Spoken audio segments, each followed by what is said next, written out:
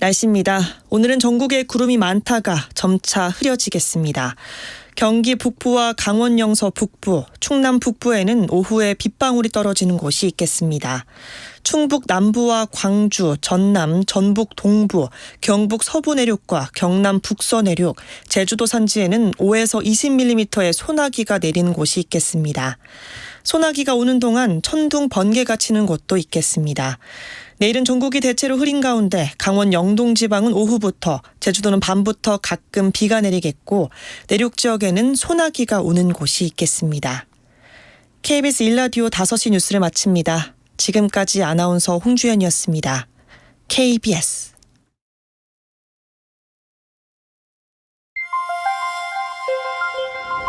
대한민국 중심 채널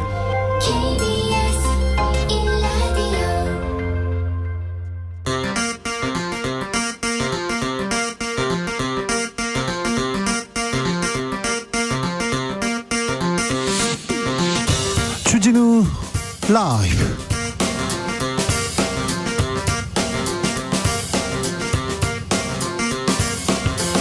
(2023년 9월 12일) 화요일입니다. 안녕하십니까, 주진우입니다. 김정은 북한 국무위원장이 탄 전용 열차 러시아 연해주를 따라서 북쪽으로 이동 중입니다. 푸틴 러시아 대통령과 정상회담 앞두고 있는데요. 북러 군사적 밀착 걱정이 됩니다. 국회 외교통 윤상현 국민의힘 의원과 이야기 나눠봅니다. 대북 송금 의혹과 관련해서 더불어민주당 이재명 대표 또 검찰에 출석했습니다. 6번째 검찰 소환입니다. 이 대표 아무리 불러도 없는 사실 못 만든다, 이런 얘기도 했고요. 조폭 불법 사채업자 출신의 부패 기업가한테 100억 원이나 되는 거금 북한에 내주라고 하는 그런 중대 범죄 저지를 만큼 어리석지 않다, 이런 얘기도 했습니다. 정치발전소 장 회장에서 짚어보겠습니다. 다음 달 11일 서울 강서구청장 보궐선거가 있습니다. 총선의 가늠자다, 수도권 바로미터다, 이런 얘기하면서 중요한 격전지로 떠올랐는데요. 국민의힘은 3명의 예비후보 도전장 내고 지금 열심히 달리고 있습니다. 민주당은 일찌감치 후보를 정했는데요. 민주당 후보로 나선 진교훈 전 경찰청 차장 먼저 만나봅니다. 나비처럼 날아 벌처럼 쏜다. 여기는 주진우 라이브입니다. 오늘도 자중자애, 겸손하고 진정성 있게 여러분과 함께 하겠습니다. 명절 선물 준비하는 분들 많나봐요. 벌써부터 차가 막혀요. 백화점에도 사람이 많이 오고요. 시장에도 많다고 합니다. 그런데요, 중고 거래를 통해서 명절 선물 준비할 거예요, 이렇게 생각하는 분들이 많대요. 이제 많대요. 경제가 좀 어려워져서 이렇게 생각하는 분들이 있나, 이런 생각도 좀 들고요. 아니요, 중고 거래가 얼마나 실용적인데요. 그래가지고요, 저는 중고 거래 막 이용해요, 이런 분들도 많습니다. 이번에 중고 이거 쉽지 않은데, 이거 거래 진입 장벽은 좀 높은 것 같은데, 저는요 이렇게 중고로 이런 것까지 사봤어요. 이런 것까지 팔아봤어요. 저는 중고 거래로 뭘 사서 어떤 선물 하고 싶어요, 뭐 갖고 싶어요, 이런 거 있지 않습니까?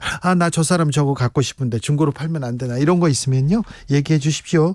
문자는 샵 9730, 짧은 문자 50원, 긴 문자는 100원이고요 콩으로 보내시면 무료입니다. 그럼 주진우 라이브 시작하겠습니다.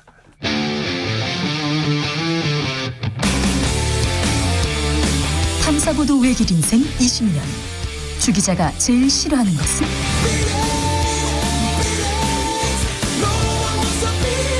이 세상에서 비리와 부리가 사라지는 그날까지, 오늘도 흔들림 없이 주진우 라이브와 함께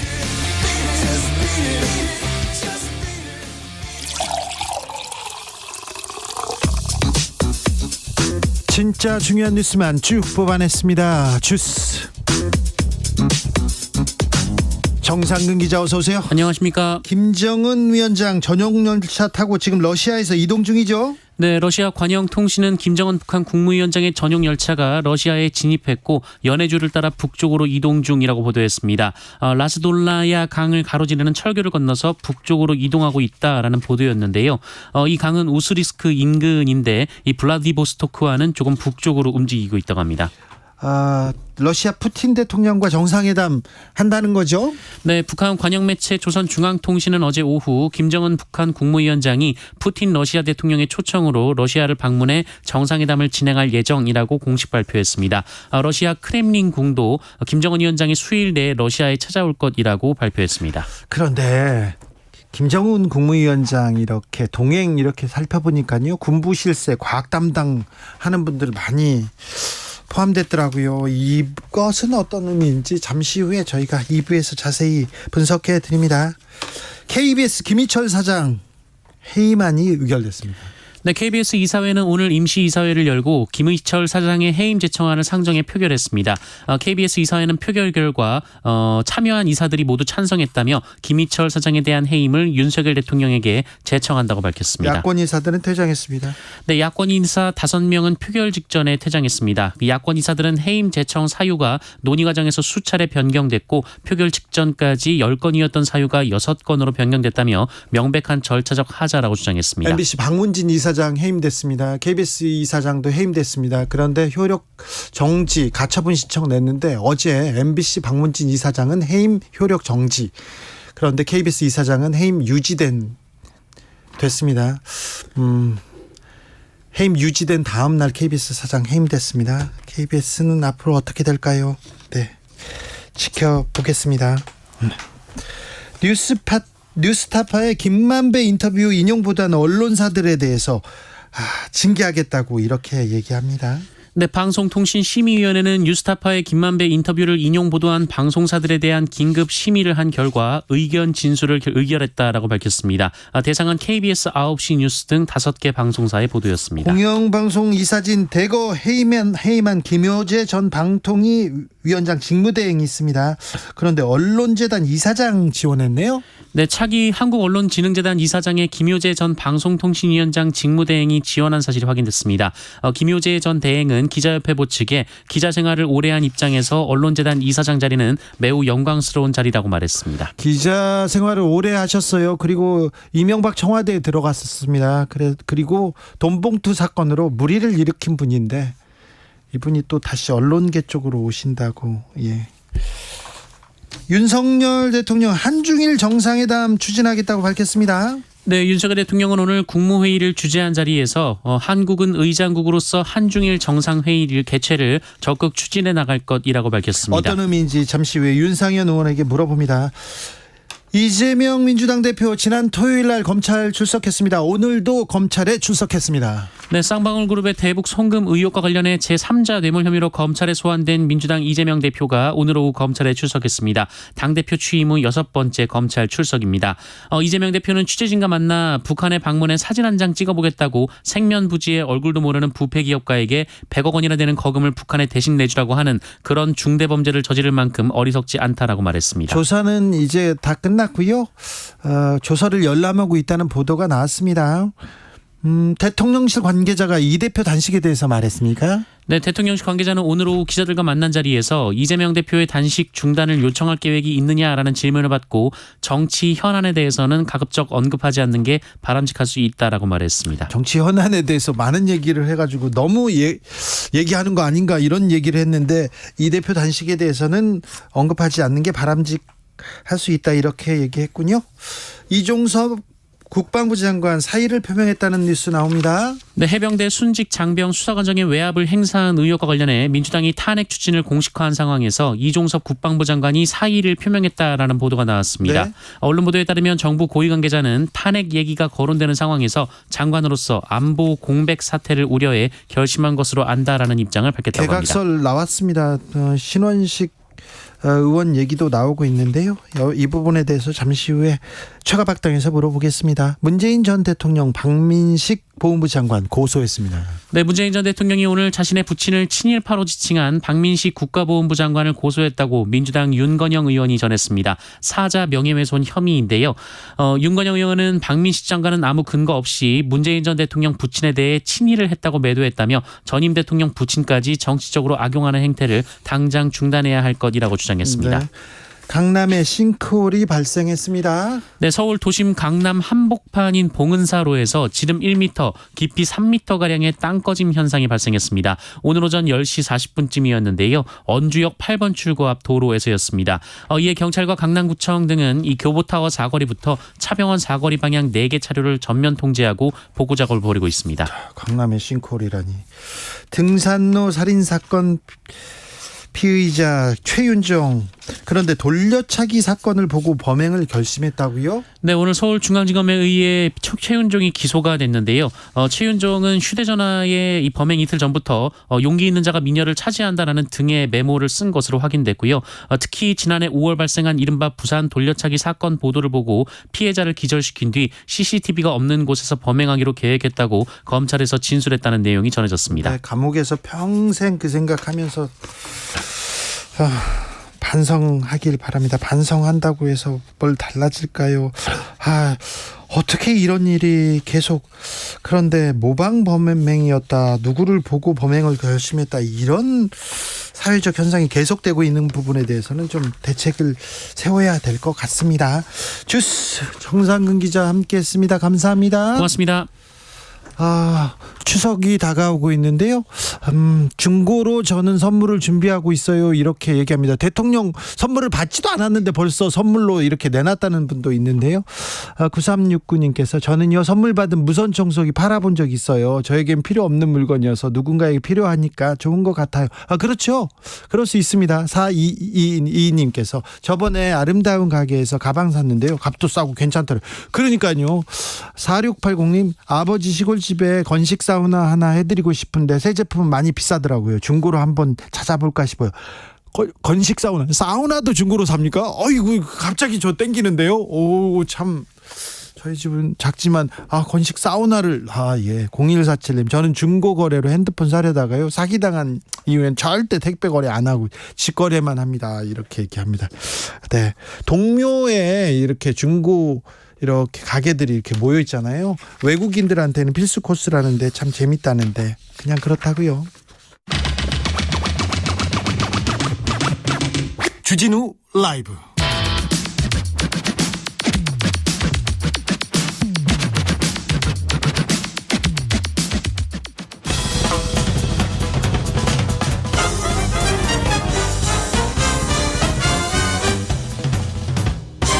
훅 인터뷰. 모두를 위한, 모두를 향한 모두의 궁금증 훅 인터뷰. 한 달 앞으로 다가온 강서구청장 보궐선거.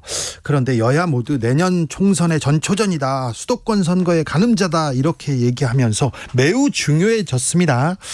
여야 후보 각오 차례로 들어볼 텐데 오늘은 민주당의 진교훈 후보 먼저 만나봅니다. 안녕하세요. 네, 안녕하십니까. 진교훈입니다. 네. 후보라고 불러야 됩니까? 자, 경찰 생활 오래 하셨죠? 네, 한 33년 했습니다. 네. 그런데요, 제가 경찰 취재 갔는데 검경 수사권 조정하면 누구한테 가서 얘기해 봅니까? 진교훈이요. 근데 형사소송법 개정, 그 누구한테 전문가는 누굽니까? 진교훈이요. 경찰에서 맨날 진교훈만 이렇게 소개해 주더라고요. 경찰에서 어떤 일 하신 거예요? 저는 이제 가장 생각나는 게 경찰청 기획조정과장을 3년 4개월 역대 최장으로 오래 근무했죠. 네. 그 외에도 이제 경찰 혁신기획단, 경찰 개혁추진단장, 검경 수사권 조정팀장, 이렇게 TF를 또 많이 맡았던 TF 본청에 전문가입니다. 주로 계셨어요. 네, 맞습니다. 네. 현장 안 하고 본청에만 있었던 이유가 뭡니까? 본청에서 저를 필요로 했기 때문이기도 합니다만, 저는 또 그것 외에도 네. 전북 정읍경찰서장, 네. 서울 양천경찰서장, 또 전북 경찰청장 등 또 지휘관 생활도 했기 때문에 네. 충분히 현장과 행정을 다 갖췄다, 이렇게 네. 말씀드릴 수 있습니다. 알겠습니다. 제가 경찰 취재기자로 한마디 하는데, 진교훈 정치 생각도 못했습니다. 네. 그렇지만 정치는 국민들이 뭐 어떻게 보면 많은 분들이 냉소적이긴 하지만 네. 그럼에도 불구하고 국민의 삶에 가장 밀접한 부분 아니겠습니까? 네. 정치에 대해서 관심이 없었다고 볼 수는 없고요. 예. 늘 관심을 가지고 있었는데 특히나 윤석열 정부 출범 이후에 어떻게 보면 독주가 계속되는 데 대해서 견제할 필요성이 있다. 저라도 조그만 힘이라도 제1야당인 민주당에 한번 힘을 보탤 필요가 있지 않느냐 이런 생각을 하고 입당을 했고 네. 강서구청장 출마를 결심하게 됐습니다. 입당한 지는 얼마 안 되셨죠. 그렇습니다. 네. 정치에 대해서 결심한 적 언제 결심하셨습니까? 그러니까 뭐 딱 결심을 언제 했다라고 보기보다는 네. 퇴임하고 나서 여러 가지를 보면서 정치에 대한 관심을 조금씩 키워왔다 이렇게 볼 수 있습니다. 퇴임 이후에 네, 그렇습니다. 경찰 계실 때는 정치 그쪽은 이렇게 쳐다보지도 않으셨는데 그전에도 많은 이런 추천과 하마평이 있었는데 그때마다 절대 생각을 안 했는데 왜 강서구청장은 이렇게 출마해야겠다 결심하셨습니까? 강서구청장은 제가 이제 행정 전문가로서 충분히 국민의 삶이나 안전 또는 민생을 돌볼 수 있는 그런 경험을 충분히 가지고 있다고 생각을 했고요. 행정 전문가로서 또 한 가지는 이번 선거의 중요성에 비추어 봐서 반드시 한번 이겨야 되는 민주당으로서는 이겨야 되는 선거다고 봤기 때문에 제가 한번 그 역할을 해보고 싶었습니다. 네. 강서에서요? 네, 그렇습니다. 자, 진교훈이 강서의 깃발을 들었습니다. 자, 강서구 진교훈은 어떻게 만들고 싶습니까? 저는 강서에서 19년 동안을 살았습니다. 두 아이들을 거기에서 초중고를 모두 졸업시켰고요. 저한테는 삶의 현장이었고 또 앞으로 또 살아가야 될 또 제2의 고향 같은 곳입니다. 네. 현재 강서구는 발전하고 있지만 여전히 원도심의 노후화가 좀 진행이 되고 있는 문제가 있고요. 예.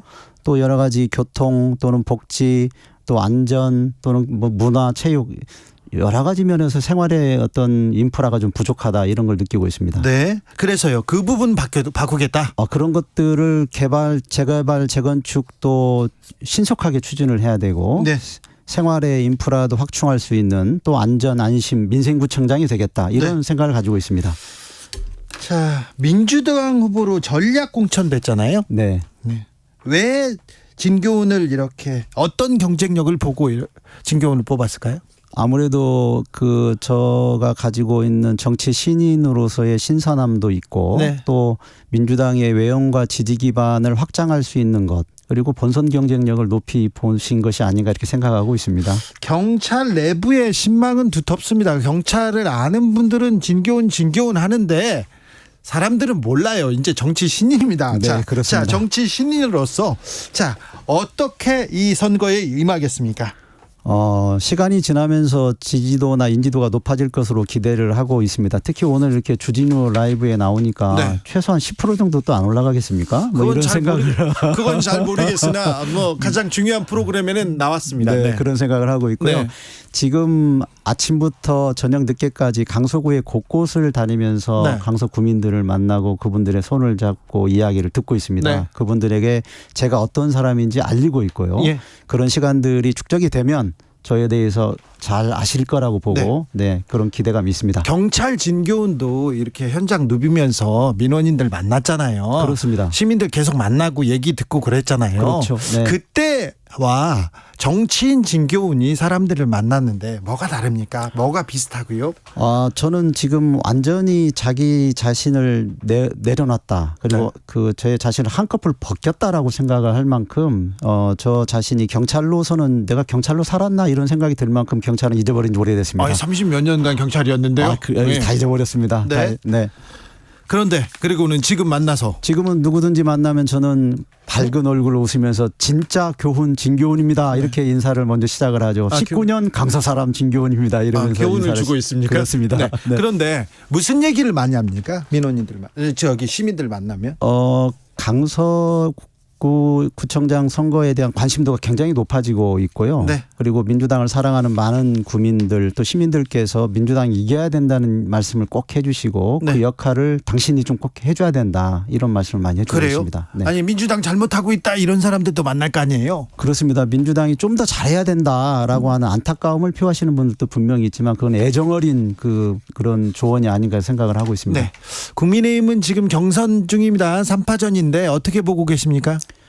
아마 어떤 분이 나온다 하더라도 저는 제가 잘 해야 될 일, 또 잘 할 수 있는 일, 해야 그런 쪽에 집중하는 것이 맞다고 생각을 하고 있고요. 진교훈이 잘할 수 있는 일은 뭡니까? 아까 말씀드렸지만 33년의 그 경찰 행정 경험을 통해서 다져진 여러 가지 행정 경험과 네. 또 국민의 삶과 안전에 대해서 촘촘하게 살폈던 그런 경험, 네.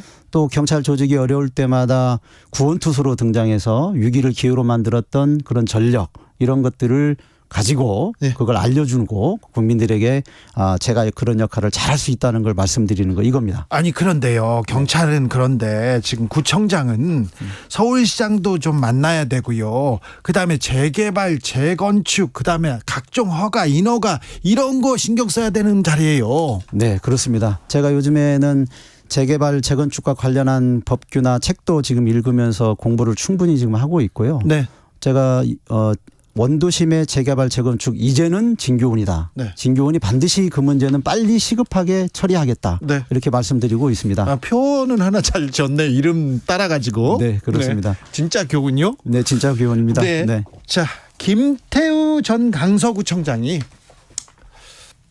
유력한 후보로 떠오르고 있는데 김태우 전 강서구청장 어떻게 보십니까? 김태우 전 강서구청장에 대해서 뭐 여러 가지 이야기를 할 수 있지만 그중에 대표적인 것은 네. 일단 공익제보자가 아니다. 공익제보자가 아니라고요? 네, 이건 법원에서 판결이 내려졌기 때문에요. 네. 그렇고요. 두 번째는 어쨌든 40억이나 드는 재보궐선거를 치르는 비용이 지금 들지 않습니까? 그렇죠. 네. 그럼에도 불구하고 대법 판결 후에 3개월 만에 사면복권이 되고 네. 불과 나흘 만에 출마를 다시 선언했다는 것은 좀 네. 잘못됐다라고 생각을 합니다. 네. 네. 조국이 유죄면 김태우는 무죄다 이렇게 국민의힘에서 얘기하고 있던데 이 말은 어떻게 보십니까? 그거 역시 뭐 프레임으로서는 적절하지 않은 프레임이라고 보고요. 예. 대법원의 판결을 무시할 수는 없잖아요. 네. 우리나라 그래도 가장 중요한 사법부의 판결은 대법원인데 네. 그 대법원의 판결마저 그렇게 정치적 프레임으로 이용하는 것은 적절치 않고 잘못된 행위라고 생각합니다. 그렇습니까? 459님께서 강서구청장을 강서구를 살고 싶은 구로 만들어주세요. 이런 문자가 왔습니다. 살고 싶은 구. 저 동네에서 살고 싶어요. 이렇게 만들려면 어떻게 해야 될까요? 정말 어떻게 보면 아까 말씀드린 것처럼 그런 막 재건축, 재개발 같이 하드웨어적인 측면도 분명히 필요하지만 네. 또 소프트웨어적으로 국민들이 생활하기에 정말 편하고 안전하고 또 안심할 수 있는 곳, 이런 곳을 만드는 것이 필요하고요. 예. 말씀드린 것처럼 복지나 또는 교육, 교통, 문화, 체육 이런 여러 가지 삶의 질을 높이는 데 필요한 시설을 확충해 나가는 것, 이것도 굉장히 필요하다고 생각을 합니다. 강서구에 오래 사셨잖아요. 19년. 살면서 네. 이 동네는 뭐가 좀 부족해. 이거 이렇게 하면 되는데 이런 생각 하셨을 거 아니에요. 그럼요. 그런 생각 많이 했죠. 네. 네. 강서구에는 또 임대주택의 비율도 높고 영구 임대주택의 비율도 그리고요. 높고요. 네. 전세 사기왕 정세 사기도 많았잖아요. 그 문제는 어떻게 하실 거예요? 금년 5월 기준으로 해서 서울에서 약 2,700여 건의 전세 사기가 발생했는데요. 네. 그중에 강서가 3분의 1인 800여 건이 발생을 했습니다. 그러니까요. 더군다나 화곡동이 600여 건 이상이 발생한 만큼 네. 가장 많은 피해를 본 곳입니다. 네. 경찰과 협업을 통해서 이 문제에 대해서는 예방도 필요하고 예. 또 발생했을 경우에 거기에 대한 지원 대책도 필요합니다. 네. 저야말로 경찰에 오랫동안 그런 문제를 다루었던 사람으로서 경찰과 협업해서 그런 문제에 대한 근본적인 대책을 만드는 데 최선을 다할 생각입니다. 그렇네요. 양천 경찰서장을 하셨죠? 네, 그렇습니다. 양천 경찰서는 다른 지역에 비해서 좀 어떤 특성을 가지고 있습니까? 양천 경찰서는 목동이 있고 신월동, 신정동 이렇게 구분이 되어 있는데요. 네.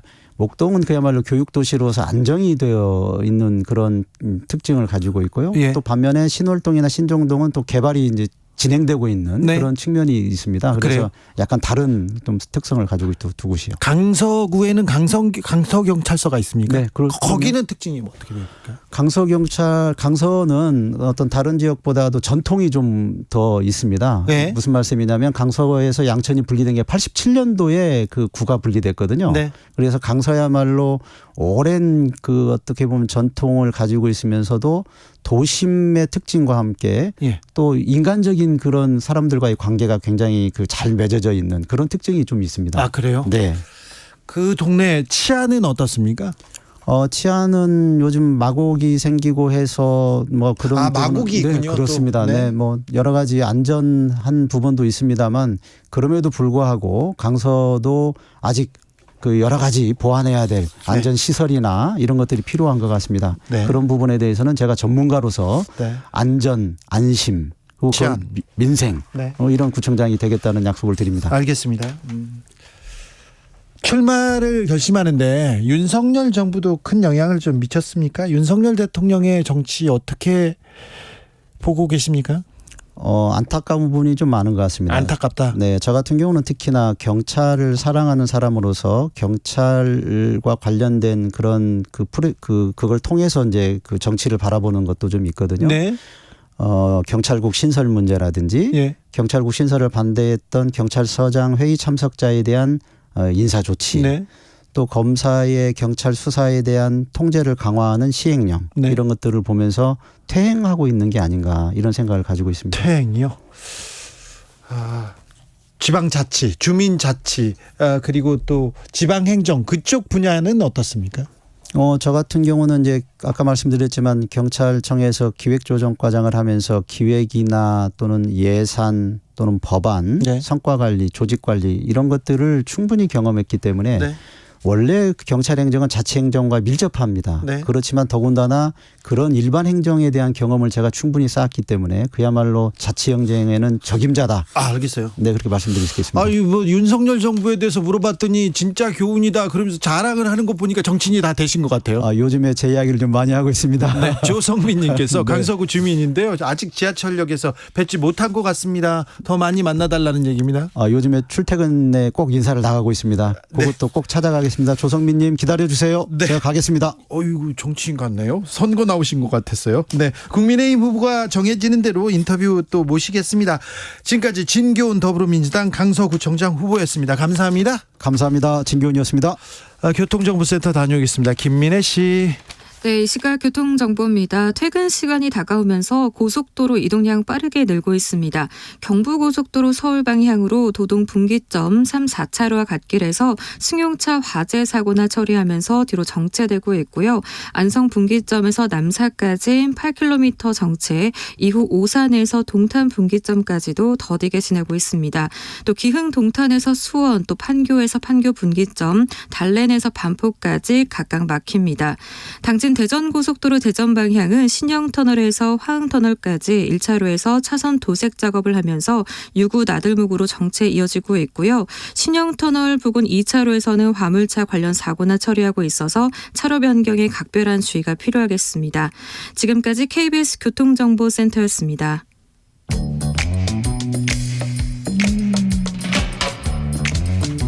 오늘의 정치권 상황 깔끔하게 정리해드립니다. 여당 야당 크로스 최가박과 함께 최가박당.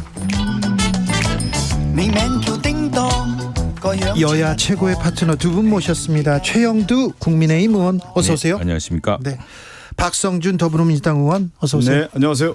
그 의원님께서는요 공부 많이 하시는, 특별히 외교 공부 많이 하시는 의원으로도 유명합니다. 아이고, 그런 말씀을. 최영두 의원님은 미국통인데 러시아 문제 물어봐야지 미국은 잘하니까. 북러 정상회담 임박했습니다. 그런데요, 김정은 국무위원장 옆에 군부 실세들 그리고 과학 담당하는 사람들 많이 데리고 가더라고요. 저는 좀 걱정돼요. 네, 그래서 지금 뭐 다들 걱정하고 있죠. 예. 원래 6.25가 사실은 러시아의 무기 공급으로 네. 스탈린의 제가하에 김일성이 남시한 거 아니겠습니까? 뭐 대통령이 조연을 하고 그런 어떤 리스크가 다시 70여 년 만에 다시 커지고 있는 셈입니다. 그러니까 우리 지정학이 굉장히 숙명적인데 그쪽 한반도가 우리가 반도로 지금 태평양을 향해 가고 있습니다만 대륙에서는 중국, 러시아, 북한으로 이렇게 딱 그런 공산체제들이 딱 있는 그런 아주 위험한 상황인데 그런 것들을 어떻게 관리하는 것인가 우리가 지정학적 숙명이었죠. 그래서 한동안은 러시아도 페레스트로이카 그래가지고 우리가 참 한러 수교할 때는 참 좋지 않았습니까? 그렇습니다. 그 이후에 친구처럼 잘 지냈죠. 네, 그다음에 또 한중 관계도 우리가 아시안 게임도 치러주고 WTO 할 때도 도와주고 해서 참 좋았는데 최대 교육국으로 이렇게 성장했고요. 이게 이제 지난 수년 사이에 아주 그 역학이 바뀌고 있습니다. 그런 것 때문에 지금 새롭게 우리가 캠프 데이비드 회담도 있었던 것이고 이 사이에 가장 더 심각했던 것은 북한의 핵 무력의 증강이고 핵 무력의 이제 임박한 위협입니다. 그런 상황에서 이제 러시아가 북한하고 이제 가까워진 것은 아시다시피 우크라이나 침공 이후에 러시아가 굉장히 무기조차도 지금 달릴 만큼 네. 공격에 처하지 않았습니까? 그걸 이제 북한으로부터 도움을 청하려는 것 같고 북한은 이 기회에 러시아의 여러 가지 새로운 군사 기술 같은 것을 도입하려는 그런 움직임인데 안보 위기가 굉장히 커지고 있습니다. 이건 이제 패러다임으로 이제 한번 살펴볼 필요가 있어요. 예. 냉전 체제 하에서는 우리가 이제 50년대, 60년대, 70년대 냉전이라고 하는 것은 이념 아닙니까? 네. 공산주의 대 자본주의. 그러면서 군사 안보적인 측면에서의 냉전 체제를 강화했단 말이죠. 근데 탈냉전은 이념이 아니라 경제적인 실리적인 측면이고 이념이 무너진 상태에서의 경제 교류, 특히 미국의 인게이지먼트, 인라지먼트라고 해서 민주주의의 확대와 개입이라고 하는 경제적인 교류를 통해서 탈냉전 시대를 맞았단 말이에요. 그런데 다시 이게 신냉전 구도로 이제 돌아왔다는 것은 뭐냐면 가치 이념 외교와 군사 안보적인 측면이 강화되고 있다는 게 가장 큰 특징이고 더 나아가서는 뭐냐면 미국의 냉전 체제하에서는 윈윈 전략이 있지 않았습니까? 네. 뭐 예를 들어 중동의 위기라든가 그러면 동북아의 위기라든가 다 같이 승리하겠다는 전략이었는데 지금의 큰 특징 중에 하나가 뭐냐면 우크라이나를 비롯해서 유럽발 위기가 우크라이나 전쟁을 통해서 다시 어디로 오게 되냐면 동북아 위기까지 오게 된 것이죠. 그러니까 러시아가 사실 전쟁을 실시하면서 유럽발 위기가 왔는데 다시 한미일 공조 체제가 강화되고 북중로가 강화되는 측면에서의 위기가 동북아까지 오게 되는 거고 더 하나 이제 큰 특징이 뭐냐면 냉전 체제와 탈냉전 체제에서 우리나라 경제는 성장 국면이었어요. 예. 세계 경제 성장을 압도하면서 우리나라 세계 10대 강국이 됐는데 지금 우리가 이걸 생각을 잘 안 하는 것 같아요. 신냉전 체제에서의 가장 큰 특징은 뭐냐면 냉전 체제와 탈냉전 체제와 비교가 안 되는 경제 하강 국면에서 우리가 이 선택을 했다라는 거예요. 네. 그러니까 이게 가장 큰 이유예요. 그래서 경제 하강 국면을 뛰어넘어서 오히려 경기 침체 국면으로 갈 수 있는 이러한 상황으로 왔다는 거죠. 왜 이 얘기를 하냐면 그러니까 냉전 체제와 신냉전 체제에서의 이 큰 특징은 뭐냐면 경제적인 측면에서가 아니라 실질적으로 이념과 군사 안보적인 측면으로 더 강화되는데 냉전 체제에서는 한국은 그래도 경제 성장을 해왔다라는 거예요. 근데 지금 우리는 이 국면에서 경제 하강 국면에서의 이념과 군사 안보를 선택하는 것 자체가 북중러 한미일이 상당히 위기를 더 강화시킬 수 있는 상황이 와 있다. 이렇게 볼 수가 있는 선후 거죠. 관계를 잘 보자면은 우리가 왜 그렇게 무리한 선택을 하겠습니까? 우리가 이게 선택이라는 게 우리 마음대로 우리가 지정학이라든가 기정학적 이유 때문에 우리가 선택의 폭이 넓지가 못합니다. 사실은. 그런데 이 변화 중에 하나는 우선 푸틴과 시진핑의 변화입니다. 이게 푸틴이라는 것은 사실 세계가 굉장히 위험하게 생각했는데 러시아가 우크라이나를 침공하지 않았습니까? 그것 때문에 전 유럽이 다시 반푸틴으로 심지어 독일까지도 독일은 정말 그동안 러시아랑 우호 협력 관계를 이어왔는데 그 사람들까지도 지금 서방을 나토를 중심으로 똘똘 뭉치게 만드는 효과. 왜냐하면 푸틴이 실질적인 위협이 됐기 때문입니다. 특히나 북구 국가들 그런 국가들 지금 핀란드라든가 스웨덴 이런 나라들도 심지어 폴란드 우리나라로부터 지금 탱크도 지금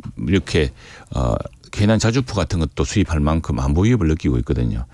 또 하나 이제 중국도 그동안 실용주의로 가다가 시진핑 체제, 시주석이 이제 시황제라고 불릴 만한 그런 체제가 굉장히 경직화된 체제로 가고 또 대국 굴기가 시작되면서 주변국을 대하는 태도가 옛날 같지가 않습니다. 여기에다가 중국 경제가 이제 그 내수가 굉장히 앞서 내수 중심으로 중국 경제에 지금 최근에 화웨이가 또 반도체를 어떻게 밀수를 했는지 모르겠습니다만 기대를 앞지르고 자기들이 최신폰을 또 내놓지 않았습니까? 이런 것처럼 중국 스스로가 굉장히 그동안의 경제 성장을 발판으로 그 한중 경제 교육 구조가 좀 바뀌는 이런 아주 어려운 상황입니다. 어려운 상황에서 이건 우리가 선택한 것이 아니라 우리가 마음대로 임의로 뭐 신냉전을 만들고 할 수 있는 게 아니고 이미 신냉전이라는 게 푸틴과 시진핑 체제로 유라시아에서 이미 시작됐다고 봐야 되겠습니다. 아니, 그걸 어떻게 우리가 능숙하게 위험을 관리하느냐 이런 네. 큰 과제에 있는 것이죠. 아니 그러니까 이걸 또 하나 봐야 되는 게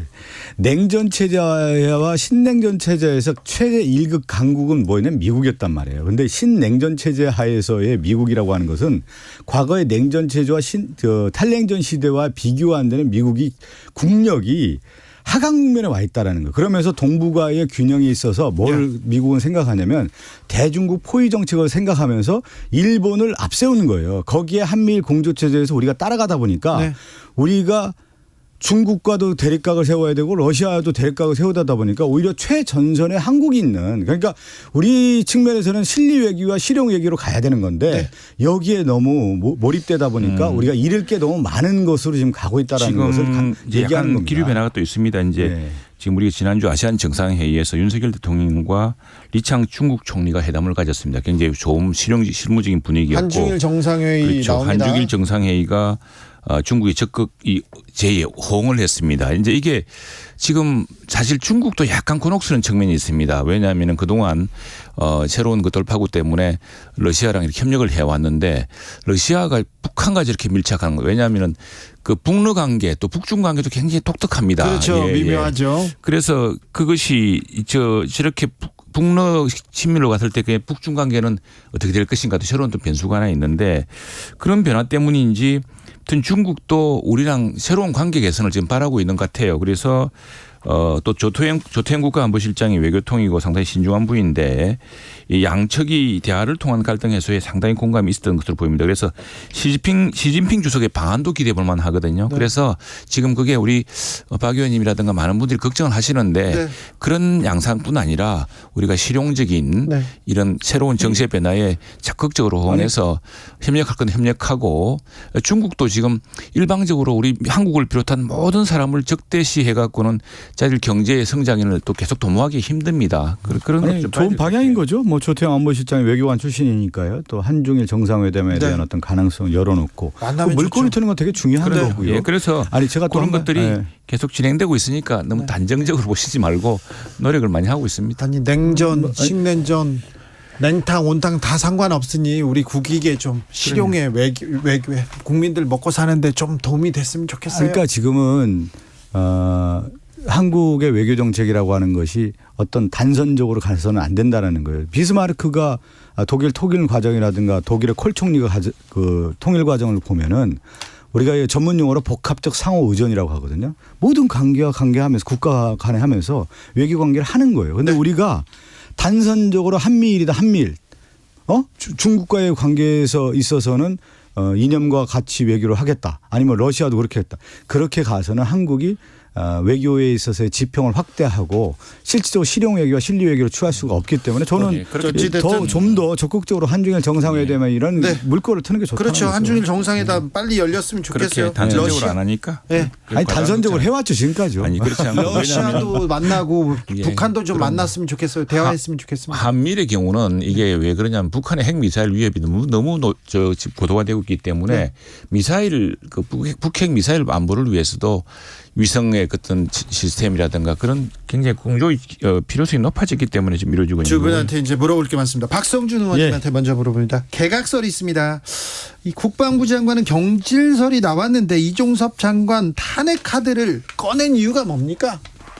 아니 탄핵 카드는 당연한 거 아니겠어요? 지금. 사의 표명했는데요. 아니 이제 그 이전에 우리 이미 이종섭 장관과 관련해서 최수근 상병과 관련된 우리는 어떻게 보냐면 이종석 장관과 관련해서는 꼬리자르기다. 결국은 뭐냐면 최고의 권력자가 이 문제를 외압한 부분에 대해서 은폐하기 위한 이종석 장군의 사의 표명이라고 하는 것은 결국은 은폐 작전이다. 이렇게 보고 있는 거고요. 최수근 상병이라든가 그동안의 이종석 장관과 관련된 여러 얘기들은 뭐냐면 이름은 파면 사회 아닙니까? 경질 사회 아닙니까? 그렇기 때문에 이미 민주당 입장에서는 해임을 촉구를 했고 요청을 했고 해임이 안 받아주니까 우리가 이제 탄핵 절차에 받는다고 하는데 이종석 장관이 지금 이제 사의를 이제 표명한 거고요. 네. 사표 수리를 한다고 하면 탄핵하기는 좀 어려운데 그래도 우리는 뭐냐면 최수근 상병과 관련된 이 외압 사건과 관련해서 국기문란이고 국정을 정말 이렇게 해서는 되느냐에 대한 많은 비판의 목소리가 있지 않습니까? 그래서 네. 이것을 결국은 진실을 밝혀야 되기 때문에 특검을 통해서 밝히고 그 중심에 또 이종석 장관이 어떤 역할을 했느냐. 과연 그 이종석 장관이 그러면 대통령실에 하명을 받은 것이냐. 그런 부분까지 다 밝혀야 되는 거 아니겠습니까? 직을 물러나더라도 민주당에서는 특검을 포함한 모든 이종석 장관 특검 대상 아닙니까? 아, 그렇습니까? 수사 받아야죠. 당연히. 최영도님 개각 얘기가 나오고 있습니다. 어떻게 보고 계십니까?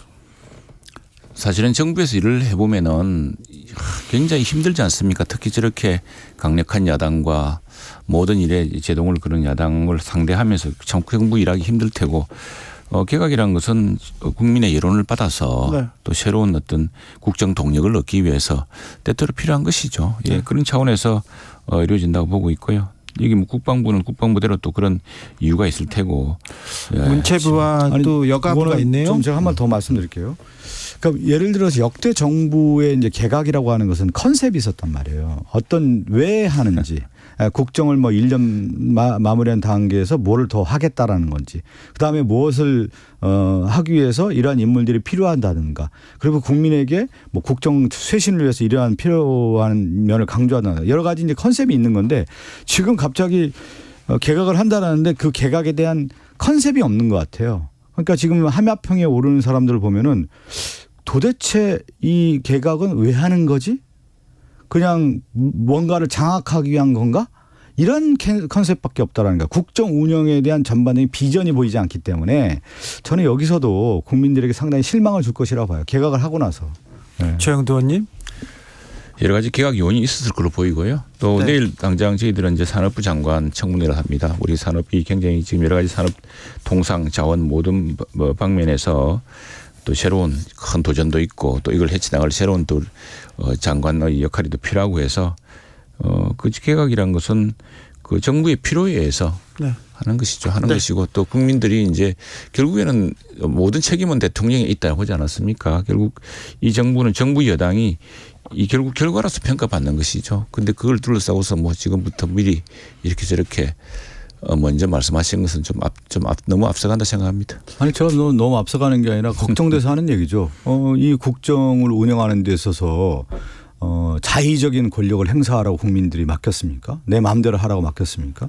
그 시대에 맞는 시대의 요구를 해결할 수 있는 인물들을 청구하고 네. 거기에 따라서 장관들을 임명해서 국정 운영을 잘해서 궁극적인 건 뭡니까? 부국 강병의 국립인보가 아니에요. 근데 이 정부가 지금 보니까 윤석열 정권 들어와서 인사가 특정한 누군가에서 움직여지는 것 같고 또 개인의 인연에 의해서 그 장관 임명되는 것 같다. 그러니까 골고루 인재 등용하는 것이 아니라 누군가에 의한 보이지 않는 선에서 이거 인사가 이루어지는 건가? 그런 의문점을 갖고 있는 거 아닙니까?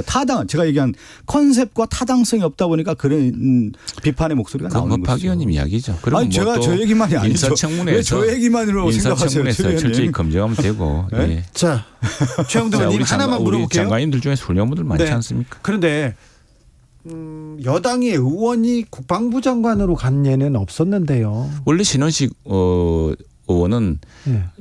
합참 출신이고 네. 예, 군사 전문가이기 때문에 군사통으로 국방통으로 국회의원이 되신 거죠. 네. 예. 자, 제가 그리고 저도 같이 국방위를 했는데 군사적인 측면은 모르겠는데 실질적으로 이분의 지금 요즘의 언어를 보면은 대통령에게 그 조아리는 모습이에요. 그리고 극우적인 발언을 하고 있지 않습니까? 네. 그렇게 해서 장관에서 뭐를 하겠다라는 겁니까? 말마다 자, 여기까지 하고요. 제가 신원식 의원 개인적으로 잘 아는데 네. 요즘에 그 신원식 의원의 그 홍범도 장군 발언이라든가 전반적인 극우적 발언을 보면은 과연 국방부 장관으로서 만약 임명이 된다고 할 수 있겠느냐? 청문회 철저하게 검증해야 돼요. 그게 무슨 극우적 발언입니까? 홍범도 장군은 다른 논란의 맥락이 있는 거예요. 유인촌 전 장관도 한마평에 올랐는데 유인촌 전 장관 어떻게 보셨어요? 윤천 장관 국민적인 인기 스타 아니었습니까? 탤런트 때. 네, 잘했고 배우였다. 모르겠습니다. 저는 뭐 이번에 뭐 언론을 보면은 하마평이 나오는 이유는 이분이 문체부 장관을 할 때 문체부 내에서 여러 가지 일 추진이라든가 또는 그 자긍심이라든가 이런 것들이 전반적으로 좋았다 이런 평가를 받는 모양이죠. 아니 그것까지는 아닌 것 같은데요. 왜 반문을 하세요? 앵커에게. 그거는 아닌 것 같은데요. 아니 최영두 의원님 벌써 이건 아니다라고 생각하니까 반문하는 거 아닙니까? 저는 좋아합니다. 저는 유인촌 같은 분이 저렇게 인물도 좀 중후하고. 아니 근데 대답이 제가 느낌이 확고하지가 않아요. 아니 왜 이래요 없어요. 지금 막이오는 무슨 뭐 정무당 잡듯이 그렇게. 자, 정관표님께서 외교와 국방은 정쟁 대상이 아닙니다. 여야가 힘을 모으고 보완을 해야지 의원님들. 최영두 의원님 말씀하신 지금 뭐 임명을 안 했기 때문에 제가 논평한다는 거 절제하고 제가 아까 컨셉 얘기를 한 거예요. 예. 만약에 유인촌 전 장관을 다시 문체부 장관 한다고 하면 국민들이 누가 납득하겠어요. 그리고 국민의힘에 있는 국회의원들이라든가 윤석열 대통령을 도왔던 많은 정치인들이라든가 그 세력들 있잖아요. 그러면 그분들은 그러면 윤석열 대통령 안 도왔던 거예요? 이분만 그러면 유인촌만 도왔던 겁니다. 여기까지 제가 듣게요. 얘기하는 게 벌써 잠깐만 끝났습니까? 보이지 않는 손이 움직이는 것 같다는 느낌을 보이는 거죠. 알겠습니다. 이래서. 이래서는 안 된다는 거예요. 자, 모르면서 뭐 모르면 보이지 않는 손이고. 보이지 않는 손 아닙니까? 타당하지가 않잖아요. 이건 누가 이걸 타당하게 생각하겠어요? 보이는 손은 아니잖아요. 제가박당 적취율 떨어집니다. 자, 아니 조 의원님, 민주당 이걸 누가 인사 이걸 타당하다고 민주당 생각하겠어요? 아니 국민의힘 의원들한테 여론조사했으면 좋겠어요. 역대 이 내각들 구성 보면은 과거 노태우 정부 때 했던 장관을 노무현 대통령이 정부가 바뀌었는데도 중요한 경우도 있고 그렇습니다. 다 지금은 내부 평판이 있기 때문에. MB 정부 15년 전으로 돌아가는 거 아닙니까? 자, 민주당 이재명 대표가 오늘 오후 검찰에 출석했습니다. 자, 사흘 만에 재출석인데요. 이재명 대표의 검찰 출석 어떻게 보셨습니까? 저도 그 출석할 때 좀 수원지검에 가서 당 대표님 소환 조사하는 모습을 좀 지켜봤습니다. 근데 소환 조사가 오늘 1시간 50분 만에 마쳤다고 하더군요. 그럼 도대체 왜 소환 조사를 한 겁니까? 그동안에 수사를 1년 반 이렇게 오랫동안 해와가지고 몇 번 지금 6차례 좀 부르고 있지 않습니까? 검찰이라고 하는 수사가 임의 수사로 되는 것 같은 느낌을 받는 거죠. 그들의 마음대로 했을 때 언제든지 부르고 또 발표하는 거 보면 피의사실 공표하고 이런 모습을 볼 때 있어서는 안 될 거. 그리고 지난번에 5차 조사에서도 시간 끌기만 했다는 거 아니겠어요? 구체적인 사실에 대한 검증이라든가 조사가 제대로 안 돼가지고 질문 또 하고 또 하고 그 사건과 상관없는 질문하고 이렇게 해서 야당 대표를 정말 모욕주기 수사를 이어가고 있는 거에 대한 그 수사에 대한 부당성에 대한 그 수사 피하고 재판 피하고 극단적인 뭡니까 뭐 구속되는 일을 피하려고 당 대표 해가지고 지금 이렇게 무리해서 대운 거 아닙니까? 온 당을 흔들고. 그런데 저는 이재명 대표 단식도 그렇고 뭔가 전략을 잘못 짜고 있는 것 같아요.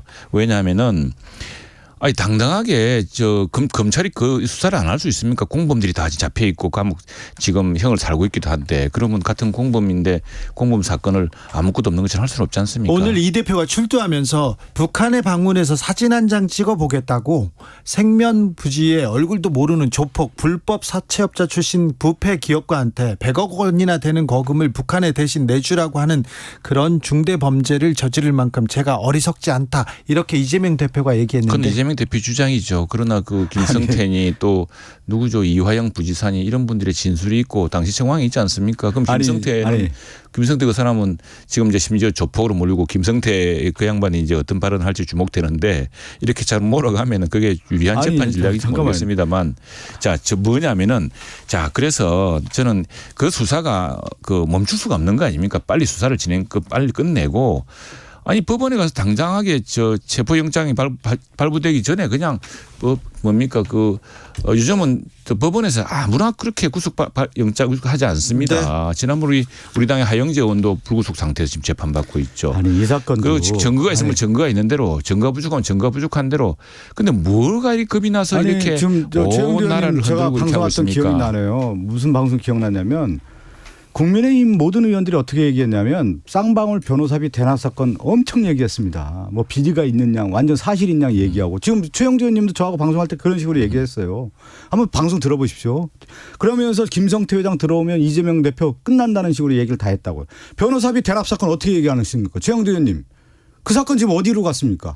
근데 갑자기 지겠죠. 뭐. 예? 또 나타나겠죠. 뭐가 밝혀져요 지금 그 변호사비 대납 사건에 대해 그렇게 얘기하시면 안 그렇게 되고요. 당당하게 그렇게 해서 법원에서 하면 되잖아요. 변호사비 대납 사건이 안 나오니까 뭐냐면 김성태 엮어갖고 진술 하나로 그 무슨 방북비 대납 사건으로 좀 만든 거 아닙니까? 그 김성태가 뭐 하려고 그러면 상식적으로 생각해. 김성태 그 양반이 뭐 하려고 북한에다가 돈을 줍니까? 무슨 경기도지사가 돈을 바쳐가면서 누구를 만나는 사진 한 장 찍으려고 하는데 그거 자체가 말이 됩니까? 그리고 우리나라 정보부라든가 모든 정보가 다 공개된 상태에서 있는데 그거를 무슨 돈 주면서 사진 찍으러 간다, 누굴 만나러 간다라고 하는 게 타당한 얘기입니까? 그것은 국민의힘에 있는 공작 정치에 있는 사람들의 생각의 발로인 것이죠. 그래, 그걸 법원에서 그래서 그 법원에서 그렇게 당당하면 당당하면 법원에 가서 이야기하면은 의도된 기획 수사를 하고 있는데 왜 그걸 법원에서 이야기하지 않고 이렇게 합니까? 아니 근데 부패 기업가였고 조폭 출신인데 왜 그런 분하고 대북 사업을 경기도 이화영 전 부지사는 추진했을까요? 근데 그건 뭐 이화영 부지사가 이제 대북 사업 하면서 거기에 그 대북 사업 했던 사람 아니겠습니까? 네. 그러다 보니까 이제 거기서 이제 쌍방울이 이제 스마트팜 사업 관련된 부분에 대한 관심을 가졌던가 보죠. 네. 그러다 보니까 이제 거기에서 이제 얘기가 나온 건데 오늘 재판에서 이화영 전 부지사의 진술은 계속 이렇게 바뀔 수도 있다. 법원에서 그런 얘기가 또 나왔어요. 아니, 이화영 그 전 부지사는 분명히 얘기를 했잖아요. 다시 경찰의 강압과 외압에 의해서 자기가 혼란스러웠다 이런 얘기까지 하는 거 아니에요. 분명히 그 얘기는 뭐냐면 이화영 전 부지사와 관련된 외압이라는 표현보다는 강압 수사가 있었다라는 것은 이화영 전 부사를 통해서 입을 통해 드러나고 있는 거 아닙니까? 뭐 강압 수사 있어요. 민주당 의원들이 다 철통같이 지켜내고. 그 이화영 부지사가 계속 얘기하고 있는 거 아니겠습니까? 그 이화영 부지사 부인이 남편한테 정신 차리라고 법정에서 이야기하는 이런 황당한 사건이 있었는데. 들어보니까 이화영 전 부지사의 공소장하고 김성태 공소장하고 내용이 다 다르다는 거예요. 예를 들어서 돈을 언제 누가 무엇을 어떻게 이거에 대한 입증이 돼야 되는 거 아닙니까? 서로 다르다는 거 아니겠어요? 그러니까 검찰 수사가 얼마나 허술하다는 거예요. 그런 허술한 가운데 이재명 대표 법원에서 그 영장 발부 안 하겠네. 근데 뭘 겁을 냅니까? 그래서 빨리빨리 하면 되는 문제를 가지고 지금 결국 지나치게 지금 영장 실질 수사 안 받으려고 저렇게 지금 단식하고 그러는 거 아닙니까? 뭘 그렇게 복잡하게 합니까? 아무튼 이 뉴스 그만하고 싶어요. 쌍방울 대북 송금, 쌍방울 또 이재명 검찰에서 빨리 수사를 좀 마쳤으면 좋겠어요. 아니 이렇게 수사 출석도 자기가 정해서 하고 단식한다고 진술도 제대로 안 하는데 어떻게 수사를 마칩니까? 그렇다고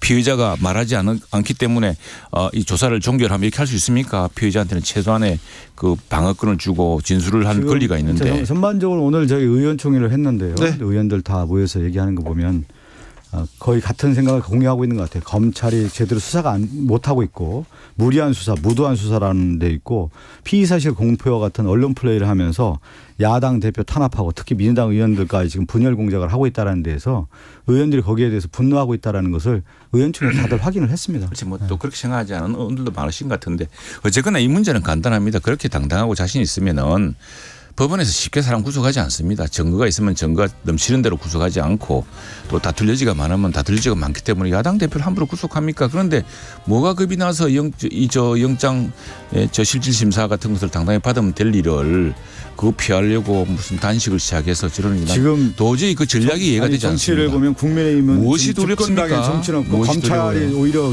최영두 박성준 같아요. 지금. 박성준 최영두 두 분 무엇이 두려워서 그런 감사합니다. 감사합니다. 조심히 가세요. 얼른 가세요.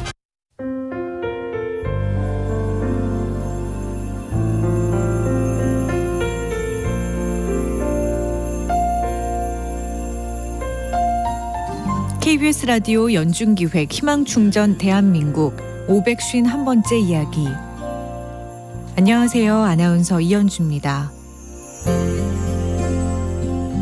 15살 영진이의 꿈은 병을 고치는 의사입니다.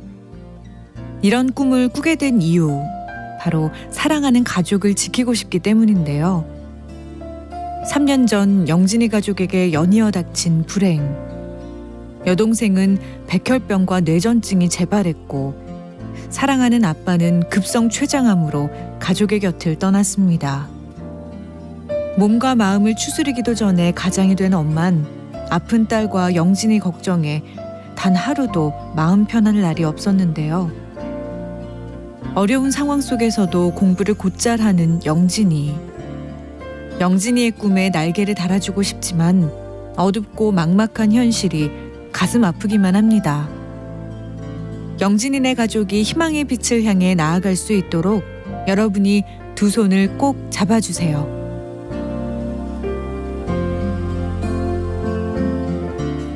여러분의 따뜻한 손길이 희망의 빛이 됩니다.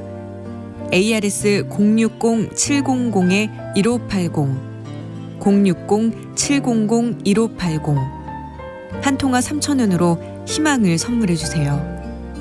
KBS 라디오 연중기획 희망충전 대한민국은 초록우산 어린이재단, 인탑스 주식회사 그리고 청취자 여러분과 함께합니다.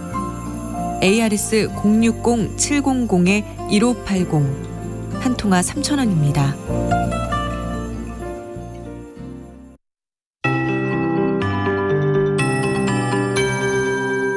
KBS 58분 날씨. 오늘도 30도 안팎의 늦더위가 이어졌습니다. 특히 남부지방의 기온이 높았고 서울도 29.8도까지 올라 어제와 거의 동일한 수준이었습니다. 예년보다 3.3도 높은 기록이었는데요. 높은 구름만 지났던 오전에 비해 구름이 두터워졌습니다. 남부 내륙은 천둥, 번개, 돌풍 동반에 소나기 오는 곳이 있겠습니다. 소나기 양은 대부분 5에서 20mm 정도 보고 있는데요. 제주도는 최대 40mm 안팎의 소나기가 내릴 걸로 보여집니다. 내일은 대체로 흐린 가운데 오전부터 서쪽 지역과 제주에 비가 시작되겠습니다. 오후에는 전국으로 확대될 텐데요. 모레도 비가 이어지다가 낮에 중서부 지역은 그치는 곳이 많겠고요. 영동과 남부 제주는 비가 계속 이어지겠습니다. 글피도 대부분 지역에 비가 내릴 것으로 보이는데 우선 내일과 모레에 걸쳐서 영동과 남부에는 20에서 최대 60mm 정도, 서울, 인천 등 중서부와 전북은 10에서 40mm 정도의 적당량의 비가 내리겠습니다. 기온은 당분간 아침 기온은 예년보다 높고 낮 기온은 예년 수준을 유지하겠습니다. 날이 흐려지거나 이렇게 강수 소식이 있는데요. 그러면서 더위가 주춤하겠습니다. 내일 아침 서울의 기온 23도, 낮 최고 기온은 서울 전주가 25도까지 내려가겠습니다. 지금 서울의 기온은 27.5도입니다. 강혜종입니다.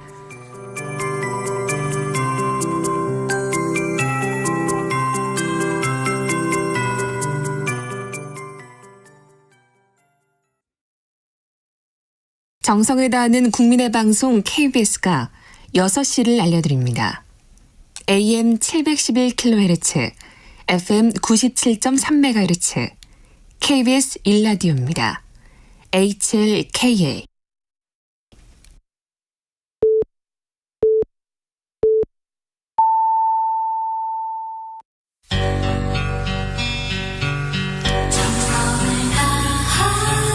정성을 다하는 국민의 방송 KBS 주진우 라이브. 그냥 그렇다고요. 이 시각 라디오 정보센터 뉴스입니다. 김정은 북한 국무위원장이 탄 전용 열차가 오늘 오전 러시아 영토로 진입했습니다. 북러 정상회담과 관련해 정부는 유엔 안보리 결의와 각종 국제 제재가 부과하는 무기 거래와 군사 협력 금지 의무를 되새겨야 한다고 촉구했습니다. 쌍방울 대북 송금 의혹과 관련해 이재명 더불어민주당 대표가 오늘 오후 검찰에 출석했습니다. 이종섭 국방부 장관이 초유의 안보 공백을 막기 위해 대통령실에 사의를 전달했다고 밝혔습니다. 더불어민주당은 사실상의 꼬리 자르기라고 비판했습니다. KBS 이사회가 김희철 사장의 해임 제청안을 의결했습니다. 야권 추천이사 5명은 김 사장 해임안에 반발하며 퇴장했습니다. 지금까지 라디오 정보센터 조진주였습니다.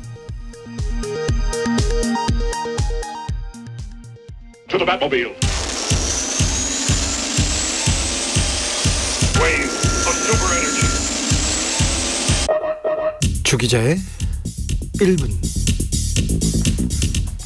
빨갱이, 외놈, 공산당 부역자, 쓰레기. 말이 점점 거칠어집니다. 어떻게 높은 분들이 구사하는 어휘는 그렇게 천박하신지 모르겠어요. 높으실수록 그러면 어떻게 합니까? 언어의 품격을 따질 수도 없습니다. 아이들이 들을까? 아이들이 뉴스 볼까? 무섭습니다. 무엇보다도요, 상황에 맞지 않습니다. 언론 보도를 두고 쿠데타, 사형, 국가반역죄, 1급 살인죄 운운합니다. 처음엔 막 웃겨요. 웃기다가 계속하니까 무서워지려고 합니다. 상식적이지도 않습니다. 그런데 이런 분들만, 상식적이지 않고 거칠고 목소리 큰 분들만 계속해서 출세 가도를 달리는 것 같아서 조금 걱정입니다. 방송뿐만 아니라 신문 기자들도 이제는 필기 실력보다는 외모 위주로 뽑는 곳이 늘고 있다. 이거 사실관계 전혀 다른 것 같은데요.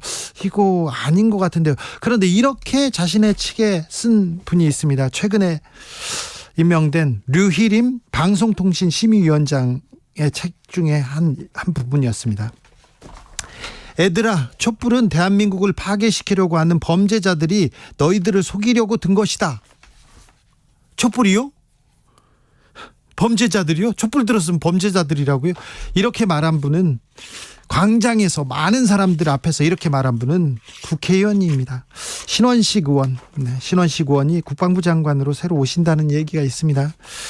사진 찍지마, XX 찍지마, 성질이 뻗쳐서 정말 XX 찍지마. 국회에서 카메라 앞에서요, 사진 기자들에게 욕설을 하던 장관이 있습니다. 유인촌 전 문체부 장관. 이분이 문화체육관광부 장관으로 새로 오신다는 이야기가 있습니다. 네. 말을 크게 하고 거칠게 할수록 그렇게 출세하고 그런 거는 아니겠죠. 그렇지는 않을 거예요. 그건 아닐 겁니다. 주기자 1분이었습니다.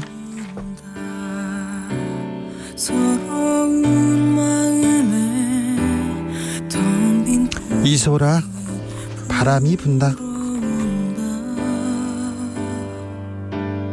머리를 자르고 돌아오는 길에 내내 글썽이던 눈물을 쏟는다.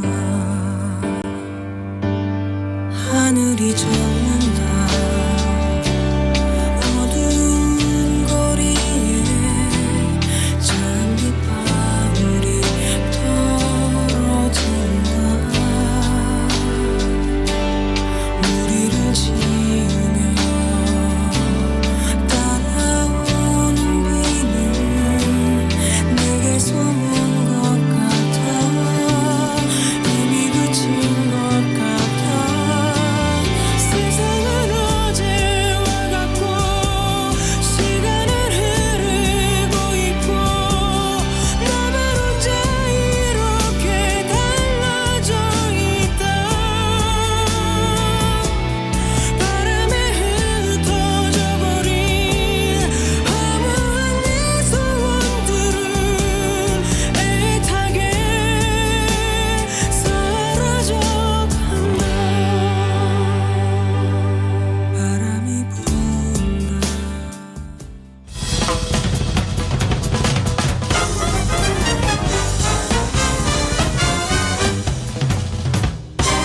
훅 인터뷰. 훅 인터뷰 이어갑니다.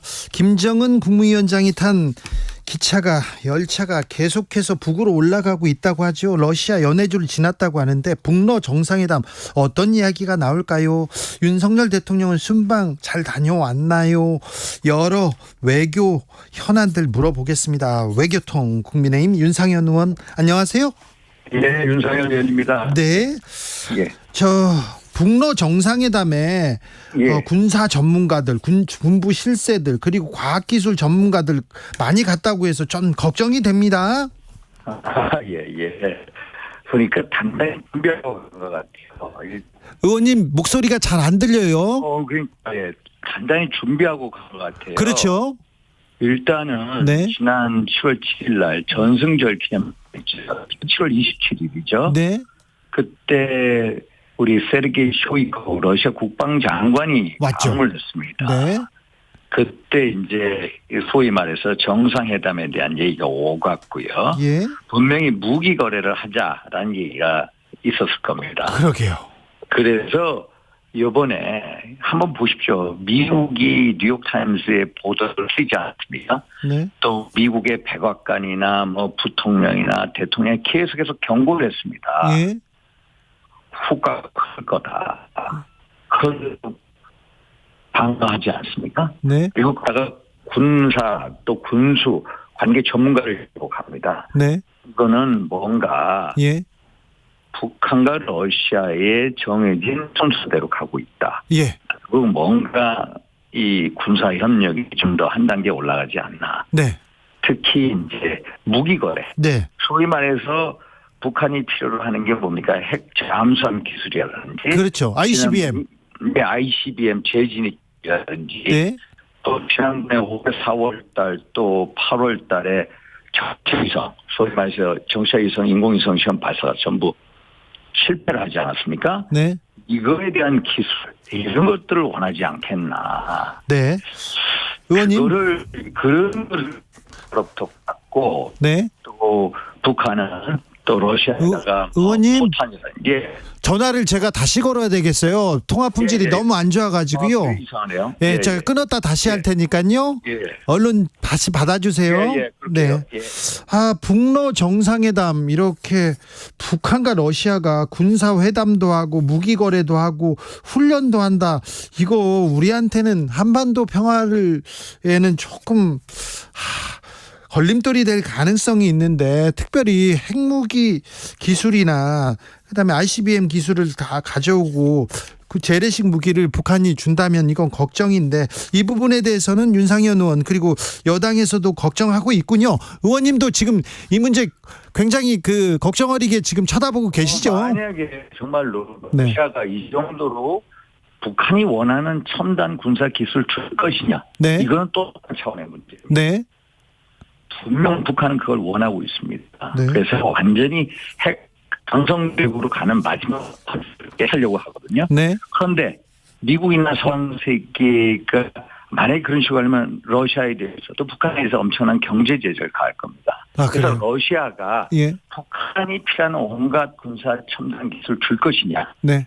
그거는 그렇게 쉽게 주지 않을 거다. 왜 그러냐. 예. 어차피 이 러시아 우크라이나 전쟁이 그렇게 오래 간다고 생각은 안 할 겁니다. 러시아 입장에서. 네. 지금 필요한 포탄이나 탄약이나 미사일을 바르는 거. 요 정도로 이 온도를 바르고 해야 되겠습니다. 네. 러시아하고 이렇게 북한하고 밀접하게 교류한다. 중국하고도 대외 교류는 시작했어요. 비행기도 고려항공도 뜨고요. 그다음에 단동에서 열차도 다닌다고 하는데 예. 이 중국과 북한과의 관계는 어떻게 보고 계십니까?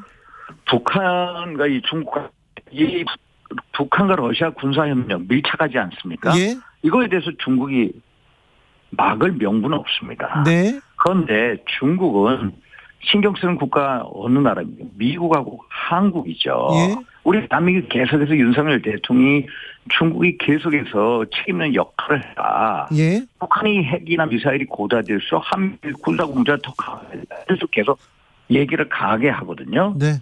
그러면 한미일 군사공조가 강화되는 걸 중국이 바라겠습니까? 그러니까요. 바라지 않죠. 네. 그래서 중국 입장에서는 결국 이 북러가 밀착되고 한반도 위기가 고조되고 그러면 한미일 군사협력이 더 강화되고 그것은 중국이 원하지 않습니다. 아, 예. 원하지 않는데 제가 이번에 한번 보십시오.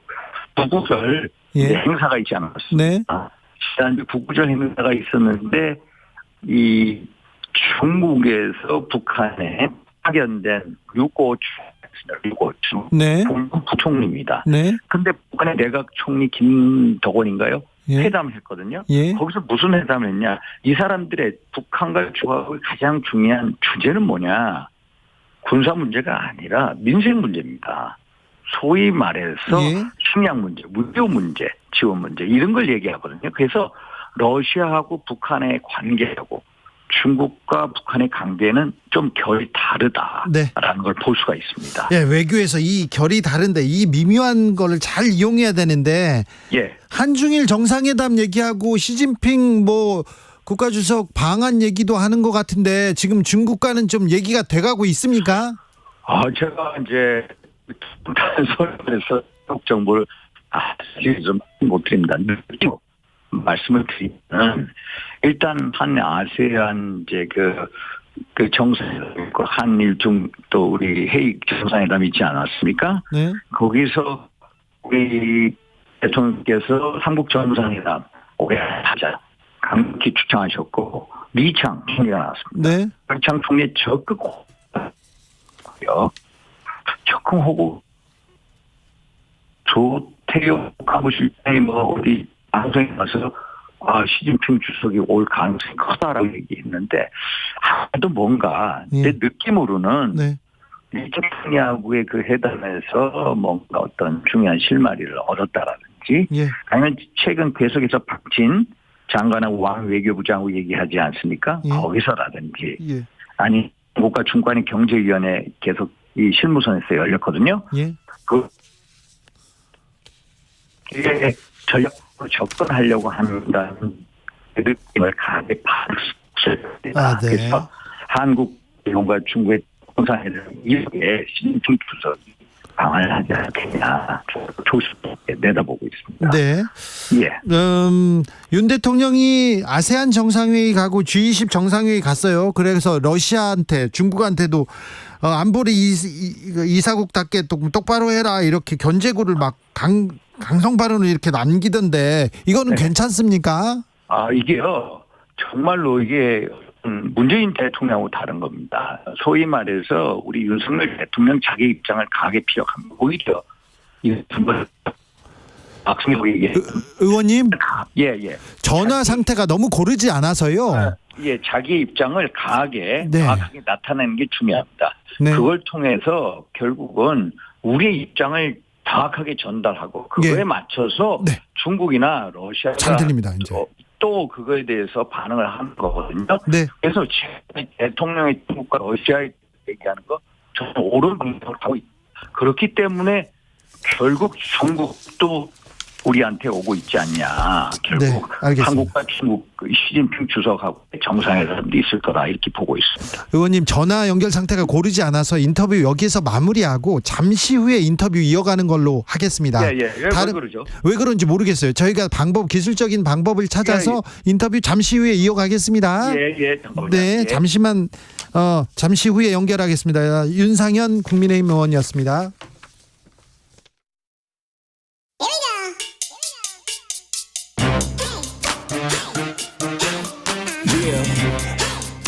뉴스를 향한 진지한 고민 기자들의 수다. 라이브 기자실을 찾은 오늘의 기자는 은지혁이요. 시사인 김은지입니다. 오늘 준비한 첫 번째 뉴스부터 가보겠습니다. 네, 신당역 사건이 일어난 지 1년이 지났습니다. 네. 스토킹 살인 사건이잖아요. 조금 너무 안타까운 사건이었습니다. 네, 지난해 9월 14일 있었는데 많은 분들 기억하실 겁니다. 신당역 스토킹 살인 사건은 전주환이라고 하는 가해자가 지하철 2호선 신당역 여자 화장실에서 서울교통공사 입사 동기인 피해자를 흉기로 살해한 사건인데요. 전주환은 피해자가 자신을 스토킹 혐의로 고소해서 재판에서 징역 9년을 구형받자 앙심을 품고 범행을 저질렀다라고 합니다. 그런데요, 1년이 지났는데 아직도 전주환 엄벌하라 이렇게 피해자 유족들은 외치고 있더라고요. 네, 특히나 이제 유족을 대리하는 변호사를 통해서 입장문을 냈는데요. 유족들은 고인이 된 피해자의 넋을 위로하는 길은 피고인에 대한 엄벌이다라고 이야기를 하면서 법원에 엄벌을 선언하고 시민 탄원서를 모으며 하루하루를 보내고 있다라고 하는데요. 현재 2심에서 무기징역이 선고된 바 있는데 전주환이 이제 불복하고 상고했거든요. 그래서 대법원이 이러한 무기징역을 확정시켜서 그 자체로 수많은 피해자에게 유의미한 판결을 좀 만들어달라라는 당부를 했습니다. 유족이 서울교통공사 그리고 전주환을 상대로 민사소송도 진행 중입니다. 네, 회사의 책임도 있다라고 하는 것을 분명히 좀 지적하고 있는데요. 피해자 유족의 대리인은 전주환에 대한 민사소송은 피해자의 생전 뜻이 없다라고 하면서 그걸 이어가겠다라고 밝혔고요. 했고요.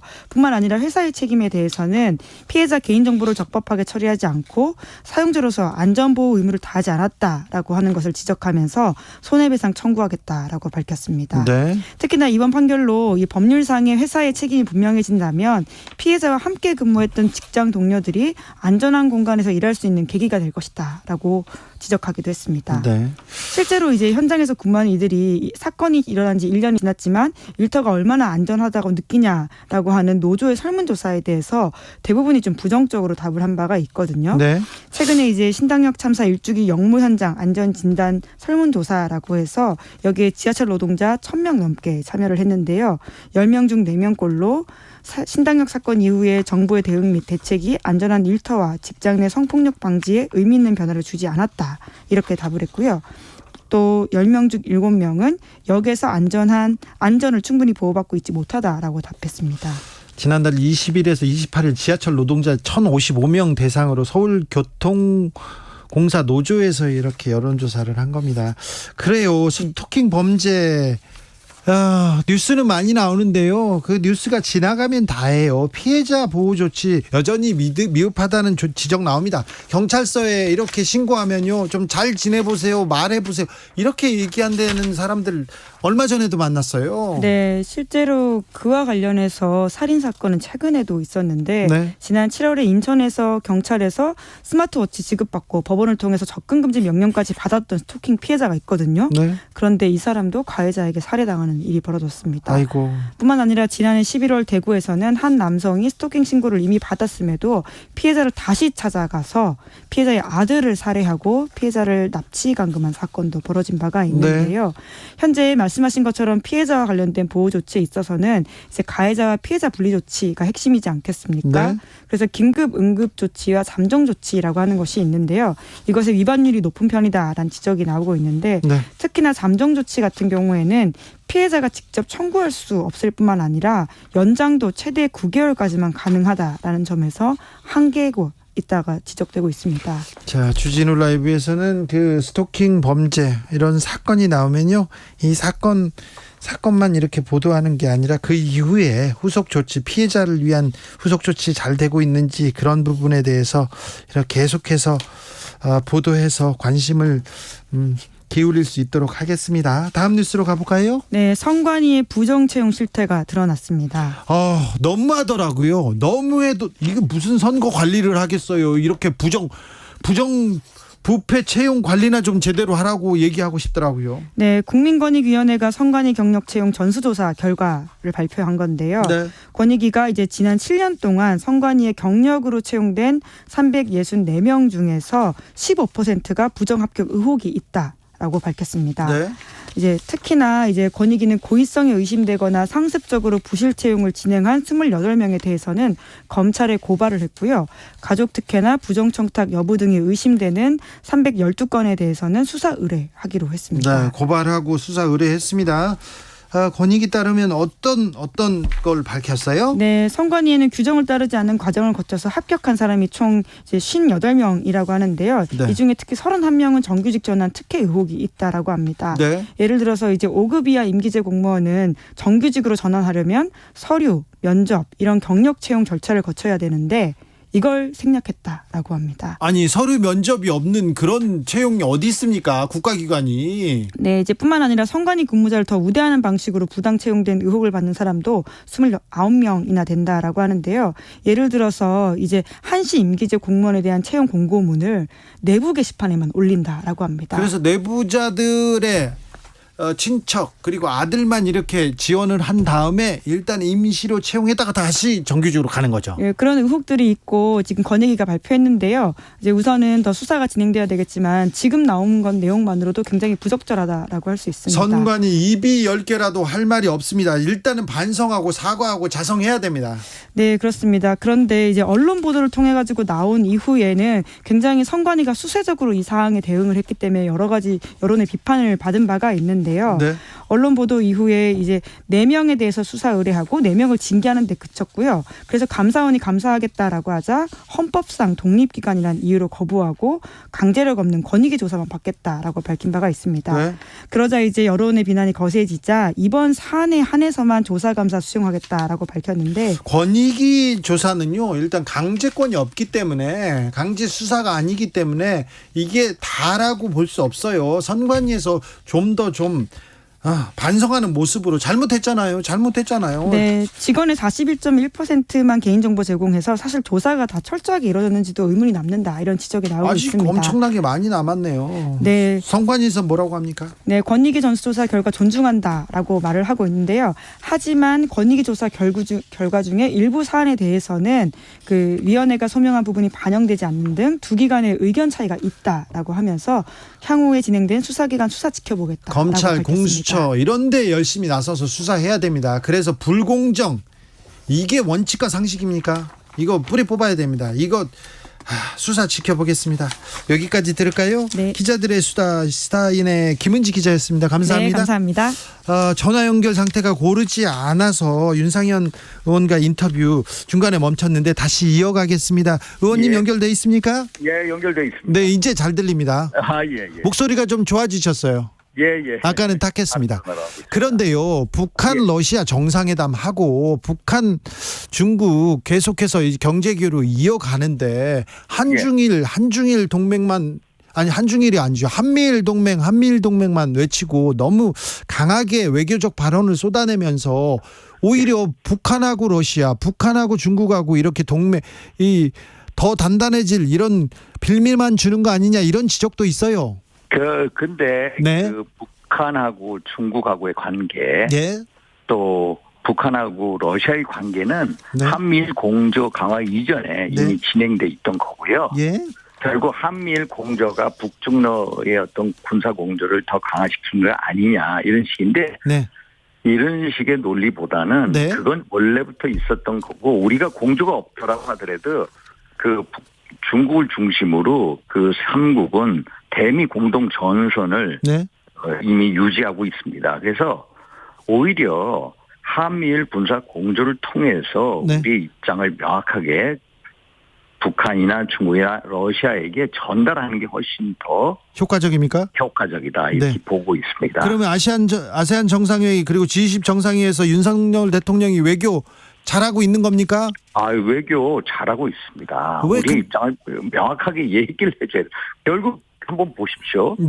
문재인 대통령 때 우리가 얼마나 이제 저자세 외교를 중국에 대해서 했습니까? 혼밥 논란도 있고 2017년 가을에 문재인 대통령이 중국을 가가지고 중국 높은 산봉우리다, 우리는 작은 나라다, 또 산불 정책이라는 거 있지 않습니까?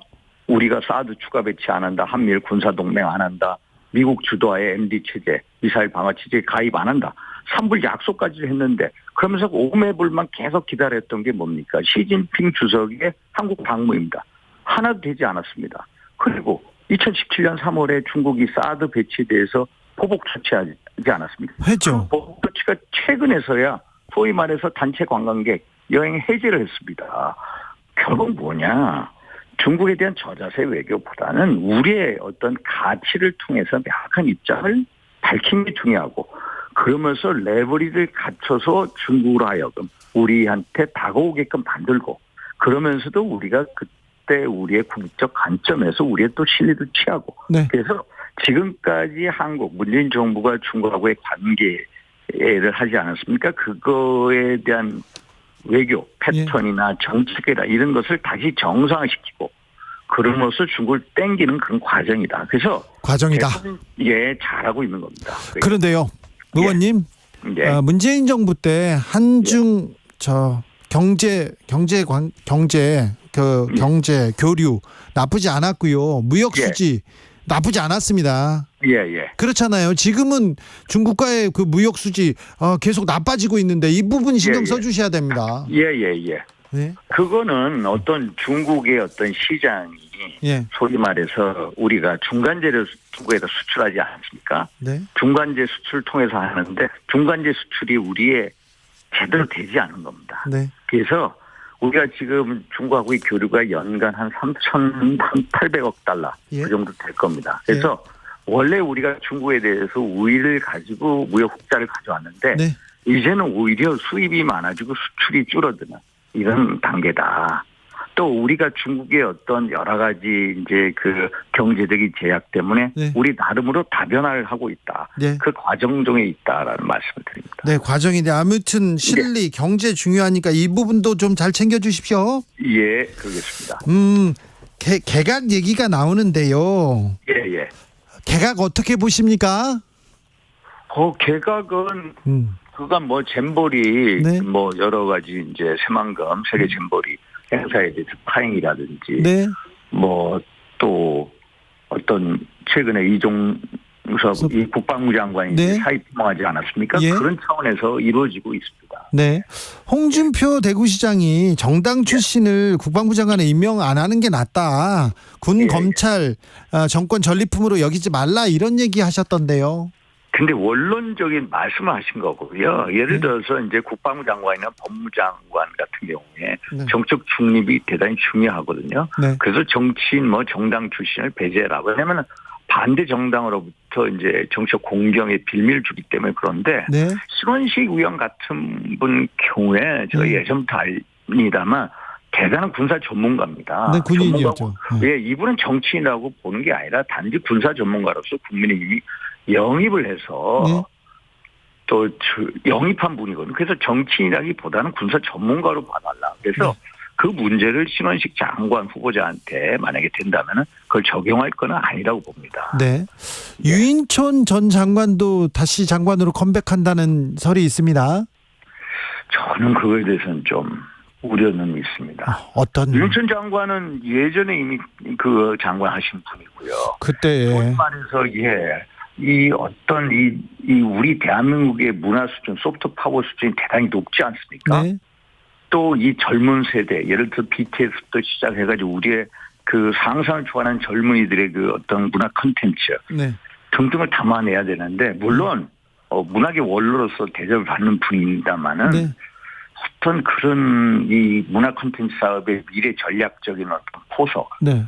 이런 것을 본다면은 거기에 맞는 분인가 하는 것에 대해서는 저는 자신은 없습니다. 네. 또 이명박 정부 시절에 유인촌 장관 크게 뭐 잘했다 이렇게 평가를 받지는 않는 분이었는데 왜 이렇게 고집하실까 그런 생각도 합니다. 저 그건데 모르겠습니다. 네.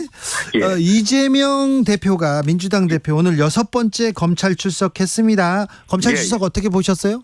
검찰 출석 이제 뭐 보니까 빨리 끝났다고 하더라고요. 네네. 4시간 만에 뭐 나왔다고 하는데 아마 어떤 소위 말해서 이 제대로 이제 이렇게 진행이 안 된 것 같습니다. 금방 나온 건. 지난번에 조사하고 또 이번에 또 가서 그래서 짧을 수도 있는데요. 조사 시간은 좀 짧았습니다. 짧았습니다. 그래서 완전히 조사는 끝난 것 같지는 않다 이런 느낌이 드는 것 같거든요. 네. 그래서 뭐 예측은 뭐 어떻게 할 수는 없습니다만은 이제 열람 이제 뭐 깊이 뭐 이런 거 있지 않습니까? 열람하고 서명 이런 문제도 얘기가 나오는데 아마 또 만약에 또 서명 날의를 안 한다 이렇게 계속 나오면은 결국 조사 이제 그 깊이로 보이거든요. 그래서 영장실질 심사에 가면은 대단히 불리합니다. 네. 구속의 사유가 되기 때문에 그 정도까지는 가지 않을 거다라고 저는 보고 있습니다. 그래서 일단은 계속해서 이재명 대표의 전략은 일관되게 시간 끌기입니다. 시간 끌기. 갑자기 이제 그 소환을 앞두고 뭐 단식을 하지 않았습니까? 그러면서 본인이 또 뭐라고 얘기했습니까? 검찰이 증거 하나도 제시하지 못했다. 예. 그런데 9월 9일 날 조사받으면 왜 날의를 안 했습니까? 날의를 해야죠. 증거 하나도 없다는데 그러면 날의를 했어야죠. 결국 날의를 안 했다는 거는 결국 검찰 증거나 어떤 영장실질 심사에 대한 두려움 때문에 하지 않았나 이런 식으로 저는 보고 있습니다. 추석 전에 영장 청구한다 이런 보도도 나왔던데 추석 밥상에 이재명 체포동의안이 올라갑니까? 저도 아마 그렇게 보고 있습니다. 근데 근데 영장을 청구하면 우리가 본회의가 있는 날 다음 주에 이제 본회의가 있습니다. 네. 이게 그 교섭단체 대표자 연설 때문에 그때는 빠를 거고요. 아마 영장 청구를 한다면은 9월 달에 우리가 본회의가 21일, 25일 양일간에 걸쳐 있거든요. 네. 아마 21일 전에 아마 체포영장이 올 것 같고요. 그럼 21일 날 본회의 보고가 되고 25일 날 표결로 가지 않겠나. 또 10월 달에 보면은 이제 본회의 일정이 없습니다. 국정감사 때문에. 네. 그래서 그 언저리에 영장이 오지 않나 이런 생각을 합니다.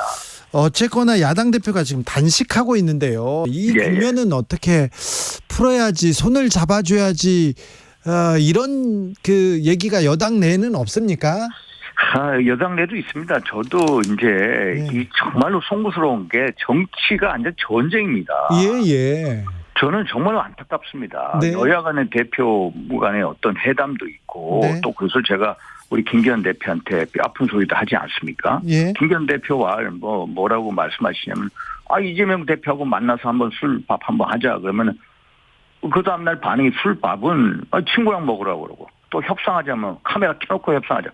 도저히 대화가 안 된다고 그렇게 얘기하거든요. 그래서 김기현 대표도 대화를 하려고 노력을 하고 있다. 또 그래서 그래요? 이재명 대표도 그거에 대해서 백장을 서로 맞들어야 된다. 그렇죠. 근데 지금은 네. 이제 그 단식이라는 게 명분이 없습니다. 당내에서도 민당 내에서 명분이 없지 않다고 그런 얘기가 많이 나오죠. 그래서 또 단식하면서 또 왕성 활동을 하고 계세요. 이것저것. 그래서 일단은 그 스스로 단식을 거둬야 된다. 네. 대표 스스로 이런 말씀을 드리고 싶습니다. 저 김기현 대표 점잖으신 분으로 알고 있었는데 말이 좀 계속 거칠어지는데요. 저도 좀 이 거친 거에 대해서는 좀 이렇게 제어하고 싶습니다. 그러니까요, 좀 소위 말해서 당 대표라는 분은 서로 정치의 공간을 만들고 또 전쟁이 아니라 정치를 만들어내지 않습니까? 그 거친 발언은 상급 부대변인 대변인 얼마나 많습니까? 네. 그래서 정치 공간을 만들었으면 하는 그런 생각을 바람을 가지고 있습니다. 오늘은 또 한 연예인 가수를 이렇게 직격했더라고요. 굳이 여당 대표가 그런 얘기까지 하실까 이런 생각도 해봅니다. 그래서 그러니까 기지자만 보고 집토끼만 보고 정치해서는 안 된다. 지금 총선 승리가 되지 않습니까? 예. 우리 김기현 대표의 명운도 내년 총선 승리에 달려 있습니다. 재보궐선거도 치러야 되고요. 강서구청장. 그러면 어떻게 했냐. 이 기조 제가 며칠 전에도 우리 중진 의원분들하고 김기현 대표하고 저녁 만찬 있었습니다. 그래서 정말 허심탄회한 얘기했거든요. 저는 그렇게 얘기했습니다. 당과 국정운영의 기조를 바꿔야 된다. 정치의 공간을 만들고 이런 게 필요하거든요. 그랬더니 뭐라고 하던가요? 이제 조금 제가 좀 전에 말씀드린 그런 얘기입니다. 네네. 그랬더니 상대 못하겠다 이런 식으로 얘기 나오는데 사실 우리 중진 의원분들께서도 그래도 한번 만나야 된다 이렇게 생각하시는 분들이 많습니다. 알겠습니다.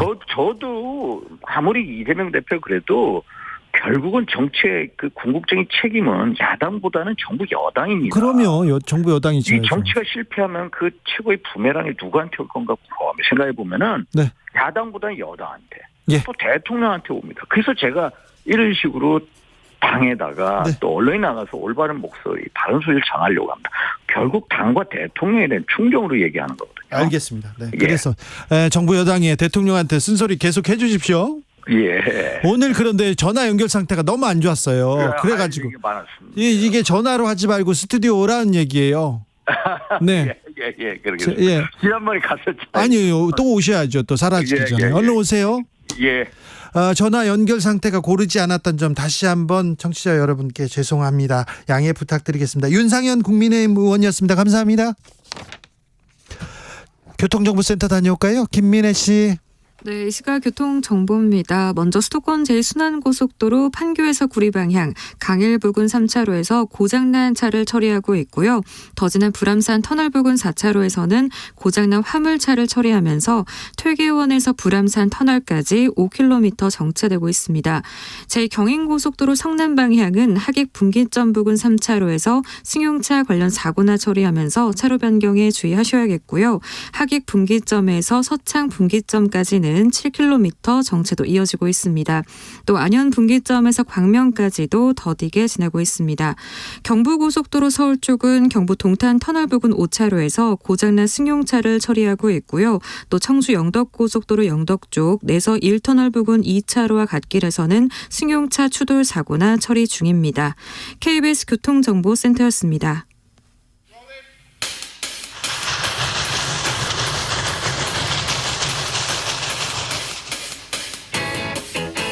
오늘도 열심히 돌아갑니다. 정치발전소 장앤창. 정치평론계 최고수입니다. 두 분 모셨습니다. 장성철 공론센터 소장 어서 오세요. 네, 안녕하세요. 장윤선 정치전문기자 어서 오세요. 네, 안녕하십니까. 네, 이재명 대표 관련 재판이 있었고요. 네. 오늘 수원지검에 또다시 출석했습니다. 예. 방금 전에 나왔어요. 4시간 40분 만에 조사받고 나왔는데요. 네. 1시간 50분 정도 조사받았다고 하니까 한 3시간 정도 조사 검토를 한 것 같습니다. 네. 나와서 좀 세게 얘기를 했습니다. 총칼로 사람을 고문해서 사건을 조작하던 것과 다르지 않다. 역시 증거는 하나도 제시하지 못했고 왜 불렀는지 모르겠다. 이제 이런 입장을 밝혔습니다. 그러니까 이제 들어갈 때도 증거를 내놓는지 지켜보겠다라고 얘기를 했는데요. 증거 얘기를 계속합니다. 그렇습니다. 아니나 다를까 실제로 증거는 없었다라고 주장을 하고 있습니다. 왜 불렀는지 모르겠다. 역시 증거 제시 못했다. 이렇게 얘기하는데 검찰이 이제 입장을 표명을 하겠죠. 근데 이재명 당대표는 이 대북 사업과 관련해서도 좀 말이 안 되는 입장을 계속 얘기하고 있는 것 같아요. 말이 안 된다고요? 그러니까 대북 사업 결제 문서에 본인이 결제를 했잖아요. 근데 클릭만 했다라고 얘기를 하는데 그런 사실 없다고 그랬어요. 오늘 들어가면서. 결제한 부분. 네, 사실 전혀 사실이 아니라고 얘기했어요. 기자가 현장에서 물었거든요. 네네. 아침에. 결제도 안 했다 이렇게 얘기합니까? 네, 그런 사실 없다. 뭔 사실이 없다고요? 그러니까 결제 관련해서 그런 사실 없다. 기자가 이제 그걸 물어봤어요. 오늘 한국일보 보도 얘기하는 거잖아요. 네, 한국일보 보도 관련해서 사실이냐고 물었을 때 전혀 사실이 그러니까 아닙니다. 이화영이 나 모르게 도지사 찍힌 서류를 만들어서 가져와서 나는 결제한 것뿐이다. 아니 경기도지사 시절 스마트팜 대북 사업 관련 공문을 읽지 않고 결제만 했다는 것이 사실이냐 이렇게 기자가 물었고 거기에 대해서 전혀 사실이 아니다라고 말했습니다. 이재명 대표가 대북 송금 직접 결제한 사실 없다 이렇게 얘기했습니다. 네. 근데 하여튼 이재명 당대표의 말을 전 잘 못 믿겠어요. 어쨌든 본인은 보도에 의하면은 본인은 클릭만 했다. 나 모르게 이화영이 진행을 했다. 그런 식인데 2018년 10월 2일 날 이재명 당시의 도지사는 본인이 페이스북에다가 지금 당장 할 수 있는 남북 교류 협력 사업부터 시작하겠습니다. 하면서 이화영 당시 부지사에게 서류를 주고 받는 그런 사진까지 본인이 올렸어요.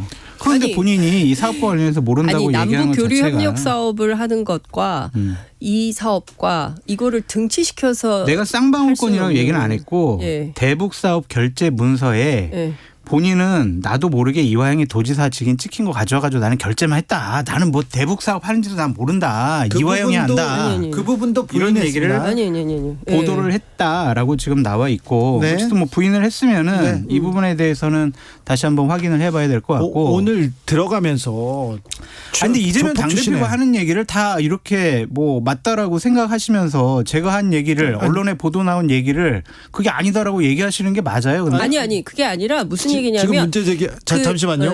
문제 제기한 게 한국일보의 단독 보도입니다. 클릭만 했다. 그러니까 이재명 대표가 클릭해서 전자결제로 대북 송금에 대해서 결제했다. 여기까지 보도가 나왔고 여기까지 검찰 주장인데 이 부분에 대해서 오늘 이재명 대표는 부인했다. 그리고 한국일보는 이렇게 보도를 했고 이렇게 이재명 대표는 이런 식으로 얘기했다라고 맞지? 아니 그거 부인했다고 제가 하는 말을 거짓말식으로 거짓말이 아니죠. 자, 장성철 소장님, 내가 지금 물어볼 건데 왜 화를 내세요? 자, 조폭 출신에 거짓말쟁이로 아니 거짓말쟁이로 본 게 아니라 앞서 그 말씀을 하셔서 제가 그 사실관계를 확인해 드린 거예요. 자, 오늘 부인했어요. 이제 내일 어떻게 보도가 나올지.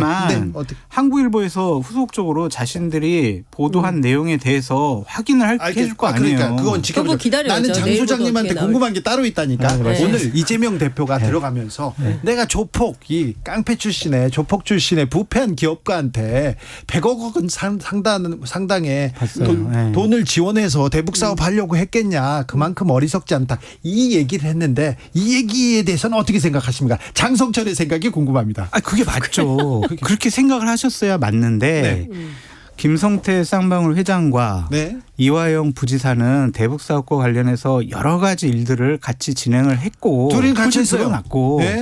근데 그 이화영 부지사를 임명한 사람이 이재명 당시 도지사고 그 대북 사업과 관련해서는 그러니까 송금이 아니라 대북 사업과 관련해서는 경기도에서 추진한 것도 맞고 그러한 서류에 이재명 당시 도지사가 사인한 것도 맞고 대북 사업 한 것에 대해서는 그 부분과 관련해서는 우리가 생각을 해봐야 될 것 같고 김성태 회장과 이재명 당시 도지사와 어떤 연관이 있느냐 그거는 정말 명백하게 증언이나 정황적인 증거나 다른 증거물을 갖고 검찰이 입증을 해야 될 책임이 있는 거다라고 말씀을 드리는데 하나만 더 말씀드릴게요. 이재명 당대표는 과거에 계속 사법적으로 문제가 되는 사항들에 대해서는 다 남 탓을 해요. 그러니까 대장동 관련해서는 유동규가 다 했고요. 백현동은요. 박근혜 정권에서 국토부 통해서 공문화 가지고 한 거고요. 그럼 성남FC는 그럼 정진상이 했고요. 그럼 뭐 대북 이런 사업들은 그건 이화영이 했어요. 그러니까 자신에게 가해지는 여러 가지 의혹에 대해서는 다 남 탓하고 자기는 책임 없다고 얘기하는 것이 맞는 것이냐. 그런 하여튼 생각도 그 도의적 차원에서 책임이 있냐 없냐 이것은 정치적으로 따져야 되는 문제인 것이고요. 지금 상황은 어쨌든 재판에서 이재명 개인에게 어떤 범죄 혐의가 있는지 실제로 그게 사실인지 아닌지 그것을 명명백백하게 밝히는 게 좋은데 여하튼 이 스마트팜 사업은 제가 어제도 말씀드린 것 같은데 그 남경필 지사 때부터 시작했던 거고 이건 돈이 가는 문제가 아니고 유리온실 같은 기자재가 가서 사업을 하는 것이고 그 돈 자체가 갈 수가 없다. 그리고 UN 대북 제재 때문에 가면 그 자체로 상당히 큰 범죄고 있을 수 없는 일이다라는 본인의 주장을 하고 있고요. 관련돼서는 검찰이 어떤 수사를 할지 지켜봐야 되겠지만 여하튼 이재명 대표가 오늘 어제 지난 토요일에 이어서 두 번째 검찰 조사를 받고 나왔는데 실제로 뭐 통화한 기록이라도 있을 줄 알았는데 최소한 그조차도 증거를 제시하지 못했다라는 게 이제 입장이고요. 이어서 아마 검찰의 입장이 또 나올 겁니다. 근데 양측의 주장이 계속 엇갈리고 있기 때문에 어쨌든 검찰 측 주장 그리고 뭐 아마도 이제 검찰발 언론 보도가 굉장히 많이 나오고 있어요. 이제 그 검찰 출입 기자들이 쓰는 것들인데 그 내용과 그리고 또 이재명 대표 측에서 주장하는 것을 두 가지를 동시에 보면서 국민들이 판단하시면 될 거라고 봅니다. 근데 스마트팜 사업 가지고 우리가 문제 제기를 하는 것이 아니고 결국에는 방북 비용 300만 불 갖고 지금 그러니까 그 방북 비용도 제가 조금만 설명을 드릴게요. 그 방북 비용도 공소장이 서로 다르게 기입이 돼 있고 예컨대 뭐 간 날짜 그다음에 금액이 뭐 누구의 공소장에는 100만 불 200만 불 나눠서 갔다고 하고 김성태 회장과 그다음에 누굽니까 이화영 전 부지사의 공소장에 서로 각각 제각각 다르게 기입이 돼 있기 때문에 일치하지 않는다. 그러니까 뭐가 제대로 된 것인지를 확인할 수 없다라는 주장을 하고 있습니다. 자, 이화영 전 부지사의 재판도 있었습니다. 그런데요. 검찰에서 두 번 불렀어요. 이제 검찰 수사는 거의 끝났을 것 같아요. 그러면 보통 두 번 이렇게 부르고 나서 영장을 만지작거리지 않습니까? 영장을 청구한다는 얘기도 있는데 어찌 되어 갈 것 같습니까? 모르겠어요. 이거는 재판부가 도대체 진술을 믿을 수가 없어 이런 식의 얘기를 한 거 보면 이화영이요? 이재명이요? 이제 이화영. 이 사건이 이 사건이 그 진술을 어쨌든 믿을 수가 없습니다라는 입장을 표명을 했기 때문에 과연 재판이 제대로 열릴까 그것부터가 상당히 궁금하고 일단 변호인도 국선 변호인 계속 쓰겠다라고 하는 것 같으니까. 아니요. 사선 변호인 이미 선임했고요. 김광민 변호사가 지금 연속해서 3주째 접견 및 그 재판에 참여를 하고 있고요.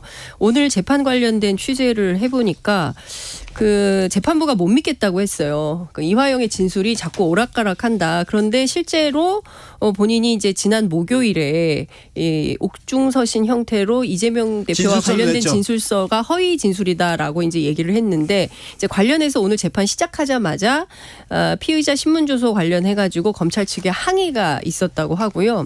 아니 지금 검찰이 그러면 협박해가지고 이 진술서 만들었다는 거냐?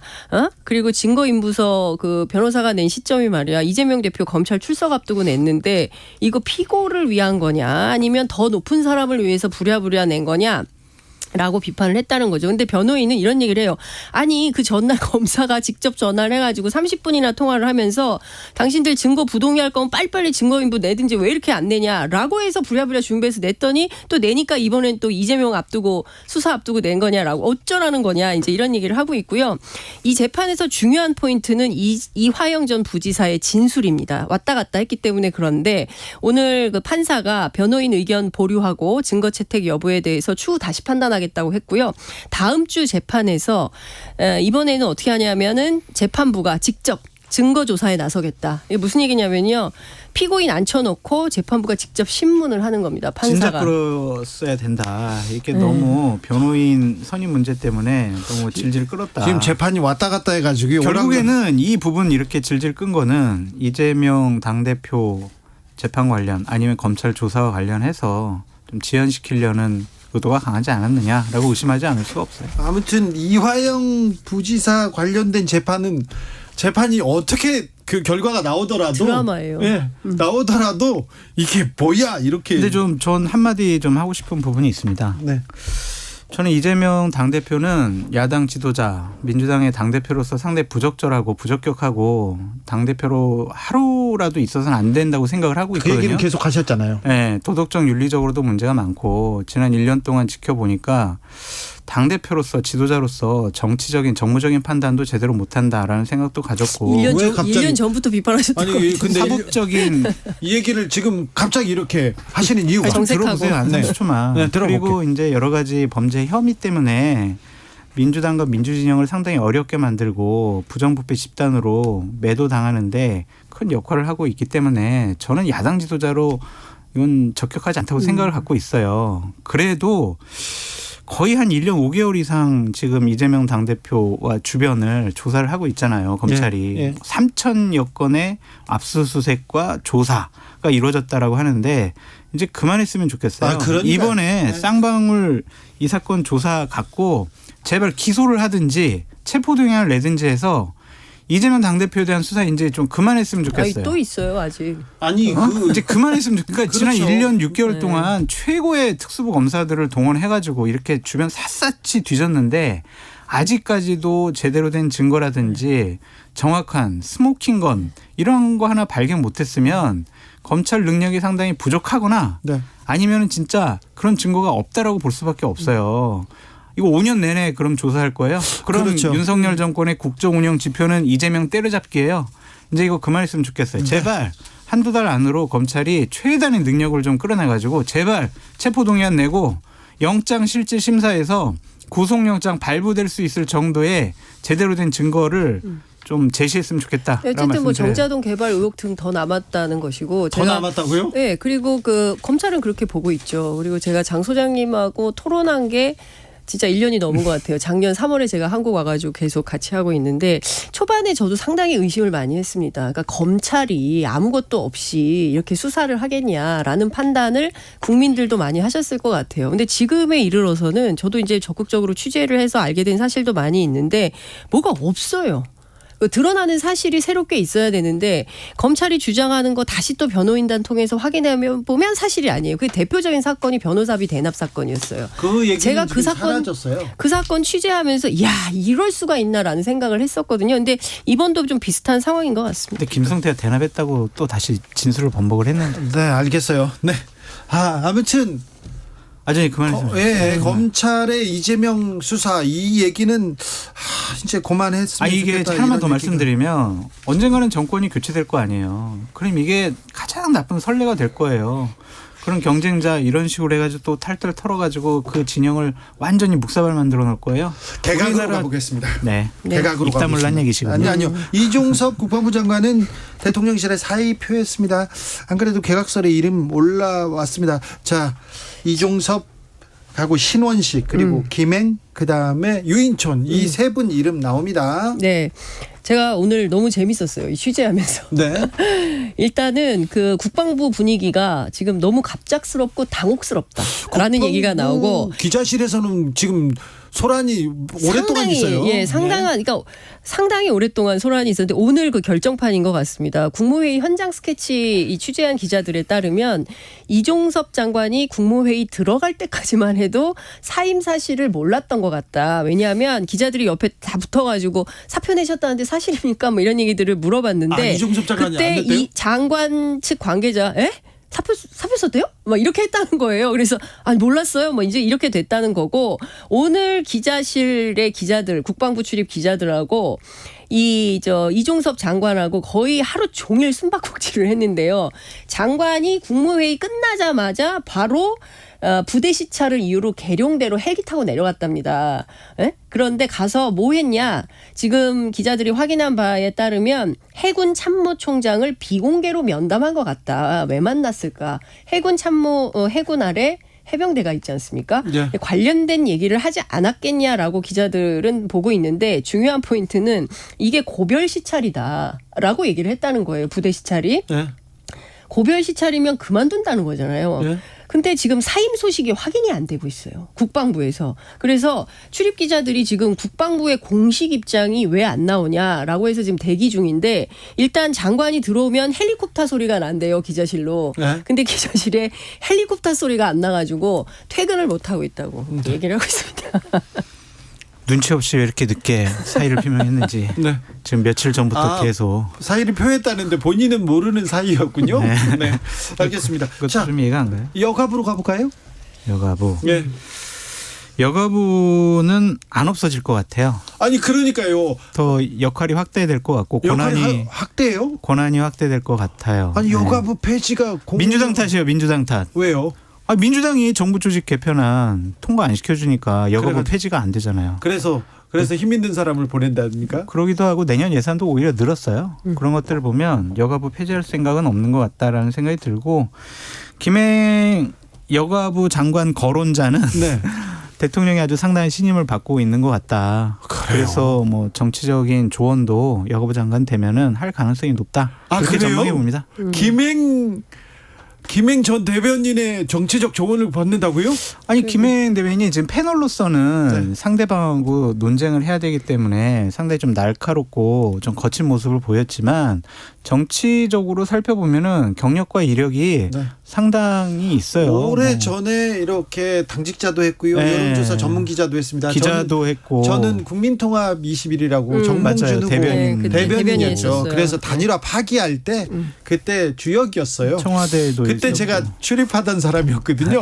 그 전부터 봤는데. 그러니까 김행 비대위원하고 직접 통화를 해서 몇 가지 확인을 좀 했습니다. 그러니까 첫 번째 오늘 아침 라디오에 유상범 의원이 출연해서 이제 공석으로 둘 것 같다라는 얘기를 했어요. 그래서 그게 사실이냐 그랬더니 이분이 잘 모르고 한 얘기 같다. 그러니까 어떤 기자가 전해주던데 그분 개인 의견이라고 했고 아무 정보가 없다 나한테는 이제 이런 얘기를 했는데 라디오에 가서 그런 얘기 막 해도 되냐라고 김행 전 비대위원이 얘기를 하고 있고요. 좀 기분 상하셨네. 그다음에 그럼 장관은 언제 결정될 것 같냐 그랬더니 뭐 이번 주 안에 결정할 것 같다라고 얘기를 하면서 국방부가 우선 급하긴 한데 여가부도 너무 망가진 상태라서 상당한 정치력이 있는 사람이 가서 빠르게 추스르는 작업이 필요하다고 판단한다. 잼버리 관련해서 장관 책임만 묻고 있는데 그럼 차관은 책임 없냐? 실장은 책임 없냐? 말이 안 된다. 책임지는 자세가 필요하다. 어떻게 장관 임명 없이 그대로 놔둔다는 발상을 할 수 있냐? 여기서 잠깐 기자님 더 그래서 있는데. 그 얘기 물어봤을 거 아니에요? 그래서 친하세요 물어봤을 거 아니야? 친하죠. 친하냐고 물어봤어요. 그랬더니 김건희 장 소장님에 대해서 비판을 하던데 뭐라고요? 왜 가짜 뉴스를 얘기를 하냐면 김건희 여사하고 본인은 김건희 여사와 20년 지기가 아니다. 20년 전에 김건희 여사는 30살이었고 18년 지기 막 그럴 17년 지기 내가 그런 그 사람을 아니에요? 어떻게 하냐. 그때 모르는데요? 김건희 여사는 학교 다녔을 텐데 나는 그때 중앙일보 기자로 잘 나가던 45살이었다. 뭐 이런 얘기를 하시면서 어쨌든 13살 정도 차이가 나고 친구나 뭐 친밀도나 이런 건 없고 윤석열 대통령보다도 한 살이 더 많으시대요. 라는 얘기를 하면서 여하튼 그럼 도대체 언제 알았냐. 아무 관계가 없는 거냐.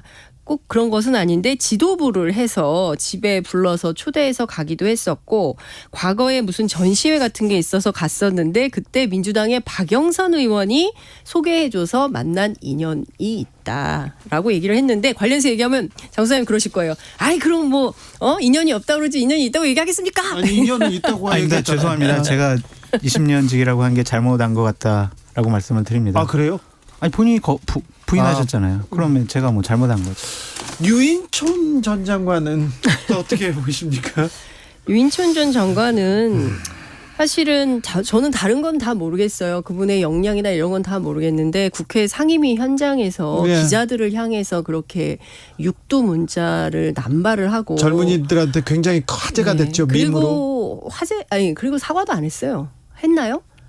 저희 제 기억에는 기자들한테 공식적으로 사과를 했는지는 잘 모르겠습니다. 그러니까 저는 과거에 이런 논란이 있는 분들을 아무리 사람이 없다 손 치더라도 다시 이렇게 불러서 하는 것이 옳으냐. 근데 이번 개각 거론자 분들의 특징들이 있어요. 국회에 가서 민주당 의원들하고 상임위나 국감장에서 밀리지 않고 아주 잘 싸우실 겁니다. 목소리는 큰 분들이에요. 네, 거기에 포인트가 있다라고 말씀드려요. 차라리 검사 출신 썼으면 좋겠어요. 아니 왜 그래요 네? 또? 왜 이러세요? 아니 저기 문체부 장관을 검사 출신 시킨다고요? 아니, 이거 너무 하시는 거 아닙니까? 지금요. 네. 지금 그분들이 그 전에 좋은 평을 받지 않으셨던 분들이잖아요. 그렇죠. 그래서 전직으로서 너무 훌륭해서 15년 만에 다시 모셔서 정말 제대로 된 정책을 해주세요라고 당부하기에는 그 시절에도 그렇게 빛나는 업적은 없었다. 유인촌 전 장관 사과는 했습니다. 나중에. 자, 장성철 소장님 감사합니다. 네. 장윤성 기자님 오늘도 감사했습니다. 네, 고맙습니다. 주진우 라이브는 여기서 물러갑니다. 저는 내일 오후 5시 5분에 돌아오겠습니다. 지금까지 주진우였습니다. 사업장 폐기